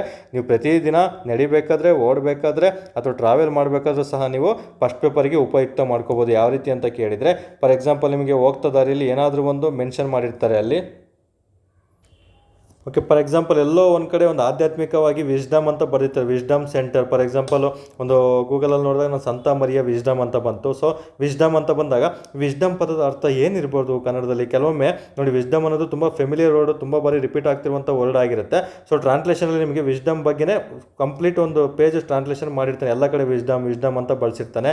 ಹಾಗಾಗಿ ವಿಸ್ಡಮ್ ಅನ್ನೋ ಒಂದು ಪದಕ್ಕೆ ಅರ್ಥ ಗೊತ್ತಿಲ್ಲ ಅಂದರೆ ನಿಮಗೆ ಕಷ್ಟ ಆಗುತ್ತೆ ಸ್ನೇಹಿತರೆ. ಇದನ್ನು ಕನ್ನಡದಲ್ಲಿ ಒಂದು ಬುದ್ಧಿವಂತಿಕೆ ಅಂತ ಕರೀತಾರೆ. ಸೊ ಬುದ್ಧಿವಂತಿಕೆ ಅಂತ ಬರೆಯೋದಕ್ಕಿಂತ ಬುದ್ಧಿವಂತ ಅಂದ್ರೆ ಏನು, ಜ್ಞಾನ ಆಗಿರುತ್ತೆ. ಜ್ಞಾನ ಎಂಬ ಪದವನ್ನು ಯೂಸ್ ಮಾಡಿಬಿಟ್ರೆ ಇದಕ್ಕೆ ಆಲ್ಮೋಸ್ಟ್ 90% ಅಥವಾ 100% ರೀಚ್ ಆಗುವಂತಹ ಒಂದು ವರ್ಡ್ ಆಗಿರುತ್ತೆ. ಈ ರೀತಿ ತಿಳ್ಕೊಬೇಕು. ಕೆಲವೊಮ್ಮೆ ಒಂದು ಯಾವುದೋ ಒಂದು ಎಕ್ಸಾಮ್ಗಳಲ್ಲಿ ಮೈಂಡ್ ಅಂತ ಕೊಟ್ಬಿಟ್ಟಿದ್ದ, ಮೈಂಡ್ ಬಗ್ಗೆ ಮಾಹಿತಿಯನ್ನು ಕೊಟ್ಟಿದ್ದಾರೆ. ಮೈಂಡ್ ಅಂದರೆ ಈಗ ನಾನು ಹೇಳೋದ್ರಿಂದ ನಿಮಗೆ ಸುಲಭವಾಗಿ ಗೊತ್ತಾಗುತ್ತೆ ಅರ್ಥ ಏನಂತ. ಬಟ್ ನೀವೇ ಜಸ್ಟ್ ವೀಡಿಯೋನ ಪಾಸ್ ಮಾಡಿ ಮೈಂಡ್ ಅಂದರೆ ಏನಿರ್ಬೋದು ಅಂತ ಥಿಂಕ್ ಮಾಡಿ. ತುಂಬ ಜನಕ್ಕೆ ಗೊತ್ತಿರಲ್ಲ ಮೈಂಡ್ ಅಂದರೆ ಮನಸ್ಸು ಅಂತಾರಂತೆ ಸ್ನೇಹಿತರೆ. ಓಕೆ, ಮೈಂಡಿಗೆ ಮನಸ್ಸು, ಮೈಂಡ್ ಅಂತ ಬಂದ ತಕ್ಷಣ ಎಲ್ಲ ಮೈಂಡ್ ಮೇಲೆ ಬ್ರೈನ್ ಇರೋದ್ರಿಂದ ಬುದ್ಧಿವಂತಿಕೆ ಆ ಥರ ಜಾಣ ಹಿಂಗೆಲ್ಲ ತಿಂಕ್ ಮಾಡ್ತೀರಾ. ಸೊ ಅದು ಮನಸ್ಸು ಆಗಿರ್ತೀವಿ. ಕಂಪ್ಲೀಟ್ ಒಂದು ಟ್ರಾನ್ಸ್ಲೇಷನು ಮೈಂಡ್ ಬಗ್ಗೆನೇ ಪದೇ ಒಂದು 15 ಸಲ ವರ್ಡ್ ರಿಪೀಟ್ ಆಗಿರ್ತಲ್ಲ. ಎಲ್ಲ ಕಡೆ ನೀವು ತಪ್ಪು ವರ್ಡ್ ಹಾಕಿದೆ ಅಲ್ಲೂ ಸಹ ಅಂಕಗಳು ಕಳ್ಕೊಳ್ಳೋವಂಥ ಚಾನ್ಸಸ್ ಇರುತ್ತೆ. ಸೊ ನೀವೆಲ್ಲೇ ಟ್ರಾವೆಲ್ ಮಾಡ್ತಾ ಇರಿ, ಓದ್ತಾ ಇರಿ, ಎಲ್ಲರೂ ಬೋರ್ಡ್ಗಳು ಹಾಕಿರ್ತಾರೆ. ಜನರಲ್ ಸ್ಟೋರ್ ಅಂತ ಆಗಿರ್ಬೋದು. ಜನರಲ್ ಸ್ಟೋರ್ ಅಂದರೆ ಕನ್ನಡದಲ್ಲಿ ಏನಂತ ಕರೀತಾರೆ. ಸೊ ಈ ರೀತಿ ಎಲ್ಲ ಪ್ರಶ್ನೆಗಳು ಕೇಳ್ತಾನೆ. ಮತ್ತು ಯಾವುದಾದ್ರೂ ಒಂದು ಅರಣ್ಯ ಇಲಾಖೆ ಅಂತ ಬಂದಿರುತ್ತೆ. ಅರಣ್ಯ ಇಲಾಖೆಗೆ ಇಂಗ್ಲೀಷಲ್ಲಿ ಇಲಾಖೆಗೆ ಏನಂತ ಕರೀತಾರೆ ಅನ್ನೋದನ್ನು ಬೇಸಿಕ್ ಆಗು ಸಹ ನೀವು ತಿಳ್ಕೊಂಡಿರಬೇಕಾಗುತ್ತೆ. ಓಕೆ, ತುಂಬಾ ಇಂಪಾರ್ಟೆಂಟು. ಮತ್ತು ನಮಗೆ ಒಂದು KSRTC ಬಸ್ಸಲ್ಲಿ ಆಡಿರ್ಬೇಕಾದ್ರೆ ಒಳಗಡೆ ಎಲ್ಲ ಏನಾದರೂ ಬರೆದ್ಬಿಟ್ಟು ಹಾಕಿರ್ತಾರೆ. ಅದನ್ನು ಯಾವ ರೀತಿ ನಾವು ಇಂಗ್ಲೀಷಿಗೆ ಟ್ರಾನ್ಸ್ಲೇಟ್ ಮಾಡ್ಕೋಬೇಕಾಗುತ್ತೆ. ಒಂದು ಓಕೆ, ಎಮರ್ಜೆನ್ಸಿ ಎಕ್ಸಿಸ್ಟ್ ಅಂತ ಹಾಕಿರ್ತಾನೆ. ಎಮರ್ಜೆನ್ಸಿ ಅಂದರೆ ಕನ್ನಡದಲ್ಲಿ ಏನಂತಾರೆ. ಓಕೆ, ಎಕ್ಸಿಟಿಗೆ ಏನಂತ ಕರೀತಾ ಬರ್ತಾನೆ. ರಿಯಲ್ ಆಗಿ ಅವನ್ನೆಲ್ಲ ಸಹ ಮಾಹಿತಿಯನ್ನು ನೀವು ಪ್ರತಿದಿನ, ಅಂದರೆ ನೀವು ಓದ್ತಾ ಇದ್ದೀರಿ ಅಂದರೆ ಕಾಂಪಿಟೇಟಿವ್ ಫೀಲ್ಡಿಗೆ ಇದ್ದೀನಿ ಅಂದರೆ ಪ್ರತಿದಿನ ಅದರಲ್ಲೇ ಮುಳುಗಿರ್ಬೇಕು ಸ್ನೇಹಿತರೆ. ಅದರಲ್ಲಿ ಮುಳುಗಿದ್ದಲ್ಲಿ ಮಾತ್ರ ನಿಮಗೆ ಸಕ್ಸಸ್ ಆಗೋದಕ್ಕೆ ತುಂಬ ಸುಲಭ ಆಗ್ತಾ ಬರುತ್ತೆ. ಅದು ತುಂಬಾ ಇಂಪಾರ್ಟೆಂಟ್ ಆಗಿರುವಂತಹ ಮ್ಯಾಟ್ರ್ ಆಗಿರುತ್ತೆ. ಓಕೆ, ಅಲ್ಲಿ ಓದ್ತಾ ಇದ್ದೀನಿ ಅಂದರೆ ಟ್ರಾವೆಲ್ ಮಾಡಬೇಕಾದ್ರೂ ಅದ್ರ ಮುಳುಗಿರಬೇಕು, ವಾಕಿಂಗಲ್ಲೂ ಸಹ ನಾವು ಮುಳುಗಿರಬೇಕು. ಇನ್ನು ರನ್ನಿಂಗ್ ಮಾಡಬೇಕಾದ್ರೂ ಸಹ ನಾವೇನಾದರೂ ಓದಿದರೆ ಕನ್ಫ್ಯೂಷನ್ ಆಗ್ತಾ ಇದ್ದರೆ ಅದನ್ನು ಸಹ ನೆನಪು ಮಾಡ್ಕೊಳ್ತಾ ಹೋಗ್ತಾ ಇರಬೇಕು. ಸೊ ಪೇಪರ್ 1 ಪೇಪರ್ 2 ಎರಡು ಸಹ ನೀವು ತಯಾರಿ ಕ್ಲೀನಾಗಿ ಮಾಡಿದ್ದಲ್ಲಿ ಮಾತ್ರ ಮೊದಲನೇ ಪ್ರಯತ್ನದಲ್ಲಿ ತುಂಬಾ ಸುಲಭವಾಗಿ ನೀವು ಎಕ್ಸಾಮನ್ನು ಕ್ರ್ಯಾಕ್ ಮಾಡ್ತಾ ಬರ್ಬೋದು. ಓಕೆ, ನೀವು ಟ್ರಾನ್ಸ್ಲೇಷನ್ನು, ಯಾಕಂದರೆ ನಿಮಗೆ ಕೇವಲ ಗ್ರಾಮರ್ ಒಂದೇ ಗೊತ್ತಿದ್ದರೆ ಟ್ರಾನ್ಸ್ಲೇಷನ್ ಮಾಡೋಕ್ಕಾಗಲ್ಲ. ಅವುಗಳ ಪದಗಳ ಅರ್ಥಗಳು ಸಹ ನಮಗೆ ತುಂಬಾ, ಒಂದು ಆಫೀಸರ್ ಆಗಿದ್ದೀವಿ ಅಂದರೆ ಮೇನ್ ಪದಗಳ ಅರ್ಥನೇ ಇರಬೇಕು. ಓಕೆ, ಅನುಕೂಲಗಳು ಅನಾನುಕೂಲಗಳಂತ ಬರ್ತವೆ. ಅವನ್ನ ಸಡನ್ನಾಗಿ ನಿಮಗೆ ಅಲ್ಲಿ ಎಕ್ಸಾಮಲ್ಲಿ ಗೊತ್ತಾಗಲ್ಲ. ಇಲ್ಲಿ ಈಸಿಯಾಗಿ ಗೊತ್ತಾಗ್ಬಿಡುತ್ತೆ ನಾನು ಹೇಳಿದ ತಕ್ಷಣ. ಬಟ್ ಎಕ್ಸಾಮಲ್ಲಿ ಆ ಟೆನ್ಷನಲ್ಲಿ ಕೂತಾಗ ನಮ್ಗೆ ಏನು ಗೊತ್ತಾಗೋದಿಲ್ಲ ಸ್ನೇಹಿತರೆ. ಸವಾಲುಗಳು ಅಂತ ಬರ್ತವೆ. ಸವಾಲುಗಳಂದರೆ ಏನು ಅನ್ನೋದನ್ನ ತಿಳ್ಕೊಂಡಿರಬೇಕಾಗುತ್ತೆ. ಈ ರೀತಿ ನಿಮಗೆ ಯಾವ ರೀತಿ ಮಾಡಬೇಕಂದ್ರೆ ಪ್ಲ್ಯಾನ್, ನಿಮಗೆ ಈಗ ಬುಕ್ಸ್ ಓದ್ತಾ ಇರ್ತೀರಾ, ಬುಕ್ಸಲ್ಲಿ ಒಂದು ಪೊಲಿಟಿ ನೀವು ಆಲ್ಮೋಸ್ಟ್ ಇಂಗ್ಲೀಷಲ್ಲೇ ಓದಬೇಕು. ಫಾರ್ ಎಕ್ಸಾಂಪಲು ಪ್ರಸ್ತಾವನೆಯಲ್ಲಿ ಬರುವಂತಹ ಪದಗಳನ್ನು ನಿಮಗೇನೋ ಒಂದು ಸಮಾನತೆ ಆಗಿರ್ಬೋದು, ಸಮಾಜವಾದಿ ಆಗಿರ್ಬೋದು, ಇವೆಲ್ಲ ಮತ್ತು ರಾಜ್ಯ ನಿರ್ದೇಶಕ ತತ್ವಗಳು, ಉದಾರವಾದಿ, ಗಾಂಧಿವಾದಿ ಅಂತೆಲ್ಲ ಬರ್ತವೆ. ಉದಾರವಾದಿ ಅಂದರೆ ಏನು ಅಂತ ಇಂಗ್ಲೀಷಲ್ಲೆಲ್ಲ ಓದಿರಬೇಕು. ಮತ್ತು ಎಕನಾಮಿಕ್ಸಲ್ಲಿ ನಮಗೆ LPG ಸಿಸ್ಟಮ್ ಅಂತ ಬರುತ್ತೆ. LPG ಲಿಬ್ರಲೈಸೇಷನ್, ಪ್ರೈವೇಟೈಸೇಷನ್ ಅಂತೆಲ್ಲ ಬರುತ್ತಲ್ಲ, ಗ್ಲೋಬಲೈಸೇಷನ್ ಅಂತ. ಸೊ ಲಿಬ್ರಲೈಸೇಷನ್ ಅಂದರೆ ಏನು, ಪ್ರೈವೇಟೈಸೇಷನ್ ಅಂದರೆ ಏನು, ಗ್ಲೋಬಲೈಸೇಷನ್ ಅಂದರೆ ಏನು. ಸೊ ಎಕನಾಮಿಕ್ಸ್ ಓದಬೇಕಾದ್ರೆ ಇವುಗಳನ್ನ ಟ್ರಾನ್ಸ್ಲೇಷನ್ ಮಾಡ್ಕೋಬೇಕು. ಜಾಗತೀಕರಣ ಆಗಿರ್ಬೋದು, ಉದಾರೀಕರಣ ಆಗಿರ್ಬೋದು. ಓಕೆ, ಈ ರೀತಿ ಪ್ರಶ್ನೆಗಳನ್ನು ನಿಮಗೆ ಖಾಸಗೀಕರಣ ಅಂತ ಪ್ರಶ್ನೆಗಳನ್ನು ಕೇಳ್ತಾ ಬರ್ತಾನೆ ಸ್ನೇಹಿತರೆ. ಓಕೆ, ಆ ರೀತಿ ಕೊಟ್ಟಾಗ ಕನ್ಫ್ಯೂಷನ್ ಮಾಡ್ಕೋಬಾರ್ದು. ಹಾಗಾಗಿ ಪೊಲಿಟಿಲಿ ಕೆಲವೊಂದು ಪದಗಳನ್ನು ಆದಷ್ಟು ಇಂಗ್ಲೀಷಲ್ಲೂ ಟ್ರಾನ್ಸ್ಲೇಟ್ ಮಾಡಿಕೊಂಡು PSI ಓದ್ತಿರೋದು ಮಾತ್ರ ಅವುಗಳನ್ನ ಗಮನದಲ್ಲಿ ಇಟ್ಕೊಂಡು ಓದ್ತಾ ಬರಬೇಕಾಗುತ್ತೆ. ಒಂದು main polity first preference. Second preference ಎಕನಾಮಿಕ್ಸಲ್ಲಿ ಹೇಳಿದ್ನಲ್ಲ, LPG ಅಂತ ಆಗಿರ್ಬೋದು, ಮತ್ತು GDP NDP ಆಗಿರ್ಬೋದು, ತಲಾ ಆದಾಯ ಆಗಿರ್ಬೋದು, ಜನಸಂಖ್ಯೆಗಳಾಗಿರ್ಬೋದು. ಓಕೆ, ಕೆಲವೊಮ್ಮೆ ಹೆಂಗೆ ಜನಸಂಖ್ಯೆಯಲ್ಲಿ ಒಂದು ಶಿಶು ಮರಣ ಅಂತ ಕೊಟ್ಬಿಡ್ತಾನೆ. ಓಕೆ, ಶಿಶು ಮರಣ ದರ ಅಂತ ಕೊಟ್ಟಾಗ ಒಂದು ಟ್ರಾನ್ಸ್ಲೇಷನಲ್ಲಿ ಶಿಶು ಮರಣದ ಬಗ್ಗೆ ಎಕ್ಸ್ಪ್ಲೇನ್ ಮಾಡಿದರೆ, ಸೊ ಶಿಶು ಮರಣಕ್ಕೆ ಇಂಗ್ಲೀಷಲ್ಲಿ ಹೆಂಗೆ ಗೊತ್ತಾಗುತ್ತೆ, ಸಡನ್ನಾಗಿ ಯಾರಿಗೂ ಗೊತ್ತಾಗೋದಿಲ್ಲ, ಸ್ವಲ್ಪ ಜನಕ್ಕೆ ಅಷ್ಟೇ ಗೊತ್ತಾಗುತ್ತೆ. ಸೊ ಶಿಶು ಮರಣದ ಬಗ್ಗೆ ತಿಳ್ಕೊಂಡಿರಬೇಕಾಗುತ್ತೆ.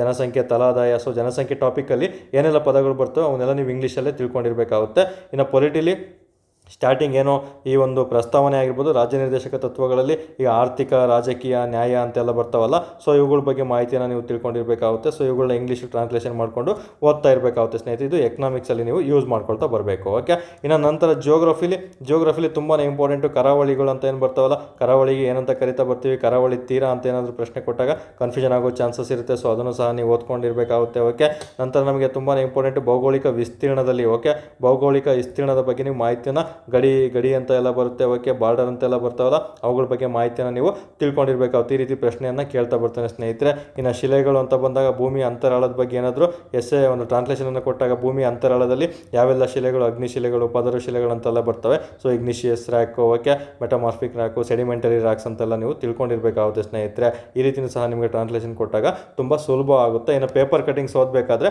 ಪ್ರತಿದಿನ ಏನು ಪೇಪರ್ ಕಟಿಂಗ್ಸನ್ನು ಓದ್ತಾ ಇರ್ತೀರಾ, ಸೊ ಅಲ್ಲೂ ಅಷ್ಟೇ ನಿಮ್ಮ ಪದಗಳ ಅರ್ಥ ಯಾವುದಾದ್ರೂ ಗೊತ್ತಿಲ್ಲ ಅಂದರೆ ಒಂದು ಅದಕ್ಕಂತಲೇ ನೋಟ್ಸ್ ಇಟ್ಬಿಟ್ಟು ತುಂಬ ಫೆಮಿಲಿಯರ್ ಆಗಿರೋದು ದೊಡ್ಡ ವರ್ಡ್ಗಳು, ಈಗ ಆರ್ಟಿಫಿಷಿಯಲ್ ಇಂಟೆಲಿಜೆನ್ಸ್ ಅಂತ ಬಂದಾಗ ಅದ್ರ ಬಗ್ಗೆ ಅರ್ಥ ತಿಳ್ಕೊಂಡಿರಲೇಬೇಕಾಗುತ್ತೆ. ಸೈಬರ್ ಕ್ರೈಮ್ ಅಂತ ಬಂದಾಗ ಅದ್ರ ಬಗ್ಗೆ ಕನ್ನಡದಲ್ಲಿ ಅರ್ಥವನ್ನು ತಿಳ್ಕೊಂಡಿರಲೇಬೇಕಾಗುತ್ತೆ. ಸೊ ಈ ರೀತಿ ನಿಮಗೆ ಆತ್ಮನಿರ್ಭರ್ ಅಂದರೆ ಕನ್ನಡದಲ್ಲೂ ಇಂಗ್ಲೀಷಲ್ಲೂ ಸೇಮ್ ಅಂತ ಕರಿತಾ ಇರ್ತಾರೆ. ಮತ್ತು ಜನಸಂಖ್ಯೆ ಲಾಭಾಂಶ ಅಂತ ಕರಿತಾ ಬರ್ತಾರೆ. ಜನಸಂಖ್ಯೆ ಲಾಭಾಂಶ ಅಂದರೆ ಏನಂತ ಕರೀತಾರೆ ಇಂಗ್ಲೀಷಲ್ಲಿ, ಜೀವನ ಶೈಲಿಗೆ ಏನಂತ ಕರಿತಾ ಬರ್ತೀವಿ. ಸೊ ಇಂಥವೆಲ್ಲ ಅಂತಾರಾಷ್ಟ್ರೀಯ ಸಂಬಂಧಗಳಂತ ಬರ್ತವೆ. ಅದಕ್ಕೆ ಇಂಗ್ಲೀಷಲ್ಲಿ ನೀವು ಟ್ರಾನ್ಸ್ಲೇಟ್ ಮಾಡ್ಕೊಳ್ತಾ ತಿಳ್ಕೊಬೇಕು. ಅದೇ ಥರ ಇಂಗ್ಲೀಷ್ ವರ್ಡನ್ನು ಕನ್ನಡಕ್ಕೆ ಟ್ರಾನ್ಸ್ಲೇಷನನ್ನು ಮಾಡ್ಕೊಳ್ತಾ ಓದಿದ್ದಲ್ಲಿ ಮಾತ್ರ ನಿಮಗೆ ಈ ಟ್ರಾನ್ಸ್ಲೇಷನು ತುಂಬ ಸುಲಭ ಆಗುತ್ತೆ. ಅದನ್ನೇ ಹೇಳಿದ್ನಲ್ಲ, ಪ್ರತಿ ಕಣದಲ್ಲೂ ನೀವು ಈ PSI ಆಗಬೇಕಂತ ಇದ್ದರೆ ಪ್ರತಿದಿನವೂ ಈ ರೀತಿ ಎಫೆಕ್ಟಿವ್ ಆಗಿ ಓದ್ತಾ ಬಂದರೆ ಮಾತ್ರ ಸಕ್ಸಸ್ ಸಿಗೋದಕ್ಕೆ ಕಾರಣ ಆಗ್ತದೆ ಸ್ನೇಹಿತರೆ. ಓಕೆ, ಇನ್ನು ಟ್ರಾನ್ಸ್ಲೇಷನ್ ಅಂತ ಬಂದಾಗ ಮುಗಿದಾಗ ನೆಕ್ಸ್ಟ್ ಕ್ಲಾಸಲ್ಲಿ ಹೇಳ್ತೀನಿ. ಯಾಕಂದರೆ ಆಲ್ಮೋಸ್ಟ್ 33 ಮಿನಿಟ್ಸ್ ಆಗ್ತಾ ಬಂತು ವೀಡಿಯೋ. ಸೊ ಒಂದೇ ವೀಡಿಯೋದಲ್ಲಿ ಎಲ್ಲ ಇನ್ಫಾರ್ಮೇಷನ್ ಕೊಟ್ಟ ನಿಮಗೂ ಸಹ ಗೊಂದಲ ಆಗುತ್ತೆ. ಸದ್ಯಕ್ಕೆ ಪ್ರಬಂಧ ಪ್ಲಸ್ ಅದಕ್ಕೆ ಸೋರ್ಸ್ ಏನೆಲ್ಲ ಬೇಕು, ಟ್ರಾನ್ಸ್ಲೇಷನಿಗೆ ಬೇಸಿಕಾಗಿ ಏನು ತಿಳ್ಕೊಂಡಿರ್ಬೇಕಂತ ಹೇಳ್ತಾ ಬರ್ತೀನಿ. ಇನ್ನು ಟ್ರಾನ್ಸ್ಲೇಷನ್ನ ಯಾವ ರೀತಿ ನೀವು ಮಾಡಬೇಕು, ಅದಕ್ಕೆ ಇಂಗ್ಲೀಷ್ ಗ್ರಾಮರ್ನ ಯಾವೆಲ್ಲ ನೀವು ಕಡ್ಡಾಯವಾಗಿ ತಿಳ್ಕೊಂಡಿರ್ಬೇಕಂತ ಹೇಳ್ಬಿಟ್ಟು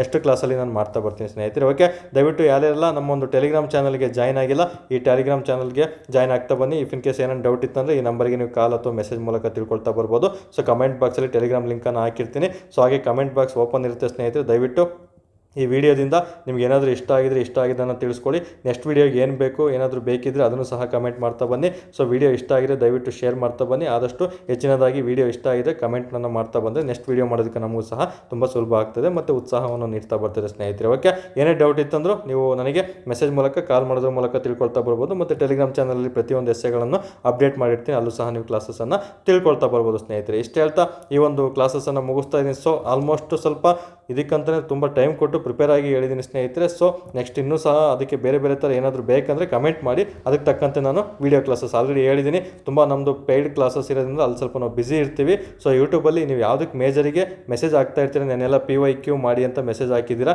ವರ್ಡ್ ಕ್ವಶನ್ ಪೇಪರನ್ನು ಬಿಡಿಸಿ ಅಂತ, ಖಂಡಿತ ಇದನ್ನಂತೂ ಎಕ್ಸಿಕ್ಯೂಟ್ ಮಾಡ್ತೀನಿ ಆದಷ್ಟು ಬೇಗ.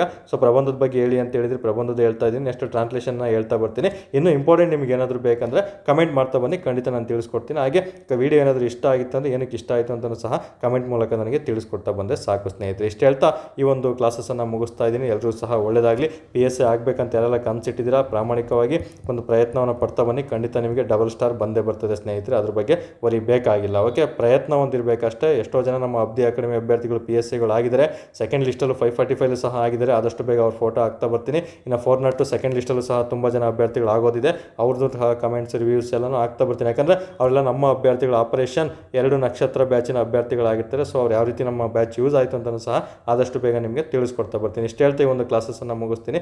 ಧನ್ಯವಾದಗಳು.